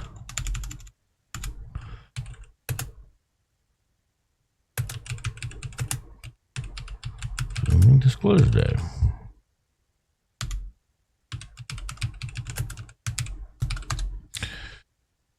Let's see. Thank you, Patriot Bronco, for the can. Much love. Good to see you, brother. Filming took place from February to May of 2025 across locations: New Jersey, Atlanta, New York. February. Yeah, February. Okay. So after Trump came into office, right after he said we're going to be releasing the alien stuff. Okay. Got it. Know where it's going. Yeah. Do you see it yet? I don't know. It's crazy. And Glenn Beck, I know he gets a little hyperbolic, but he's not just hyperbolic. I remember years ago when he was talking about how he cried the day, because he's Mormon, the day his wife... Is he really? Yeah. I did not know that. He cried the day his wife had filled their pantry with a year's worth of food. Oh, for crying out loud. He's a prepper. Mm-hmm. I do want to get one last thought from you before you duck out. It's only 30 seconds. I want to see I want to know what you think about this. I'm not even going to preface. I'm not even going to tell you what it's about. Just listen. For years, we've heard rumors that Justin Trudeau, the former Prime Minister of Canada, could be your half-brother. What do you think of that?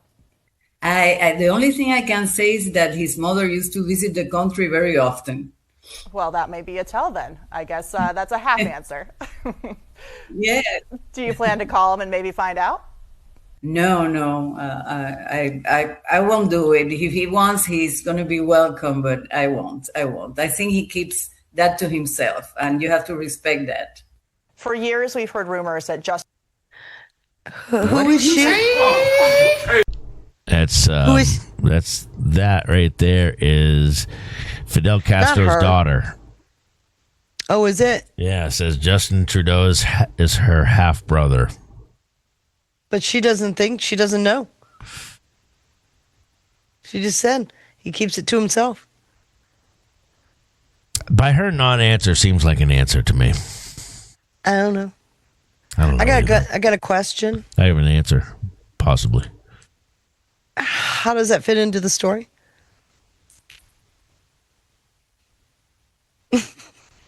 How does it fit into the story? Yeah, you know how I do my research. You know what I focus on. Okay. You know his father has a more interesting story, right? Yes, I do. Oh, his Trudeau. Trudeau's father. Yes. If it is or isn't. Yeah. The reason why I bring that up, because I think that part of the story is something that needs discussing, right? What happened in that family? Nothing good. Right. Nothing good. To the point where he wouldn't even live in the house, remember? Yeah. Supposedly.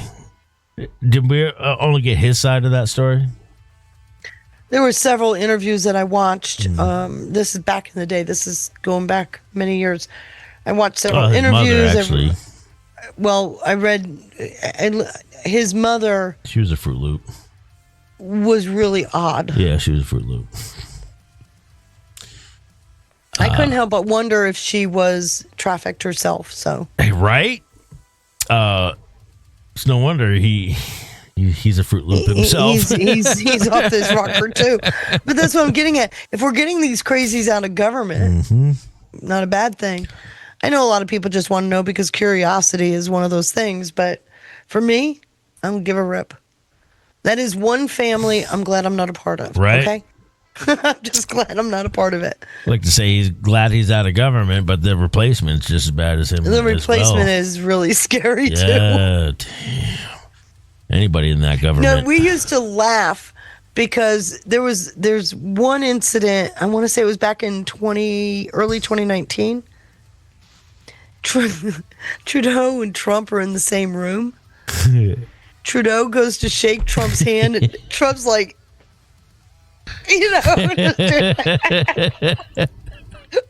we must have put that on a loop for an hour. We were laughing so hard. It's like he's very sanitary too. So yeah, well, Trump does. It was obvious. Trump does not like Trudeau. We used to joke about. Yeah, I don't know where that hand has been. So, yeah, but Trump knows a thing or two. Yeah. So I just took his lead. This guy is not. He's not cool, obviously. He's talking about being a little light in the loafers. But you could see it. Trudeau at one point went to shake Trump's hand, and Trump pretended he wasn't even there. Went around and shook Putin's hand. I thought that was more of a testament to like his authority or his ability to lead. Well, lead, my God! He just told Trudeau, "You suck." Yeah. Can you imagine? You're at a G8 or G20, whatever. The G20. It was a G20. Nobody respected him. Trudeau went to shake Trump's hand, and then when Trump walked around him, he kind of looks like, what the hell's that? Nobody respected that man. No, because the whole family's off. Yeah. So it just, it does bring back good memories of good laughs we've had. I'm seeing that Amy Coney Barrett swatting thing for the first time. Reading that now. Yeah, she was swatted last night. Wednesday night. Yeah, you're right. Late Wednesday night. Responded to a call for a suspicious noise thought to be gunshots at the home of Supreme Court Justice. You'd think they'd know this before they go rolling up on a house like that. They have to, by law, respond anyway. Of course. But bring the SWAT? Well, it's the gunshots would do that. Really? The SWAT? You're in D.C., remember? Hello? I got the actual phone call. Let's see. The swatting incident at Amy Coney Barrett's home is the latest assassination attempt against assassination attempt. Jeez. Is that what you can consider a swatting? Assassination attempt? Well, they didn't know. They heard the gunshots, or supposedly the gunshots were reported. They don't know if it was an assassination attempt. How many have we had now? Kavanaugh. Well, they've got several, not just justices. You got several cabinet members now living on military bases because of the threats. Yeah, you got Kavanaugh. There's been one against Kavanaugh, right? And then there was Kavanaugh, Hegseth.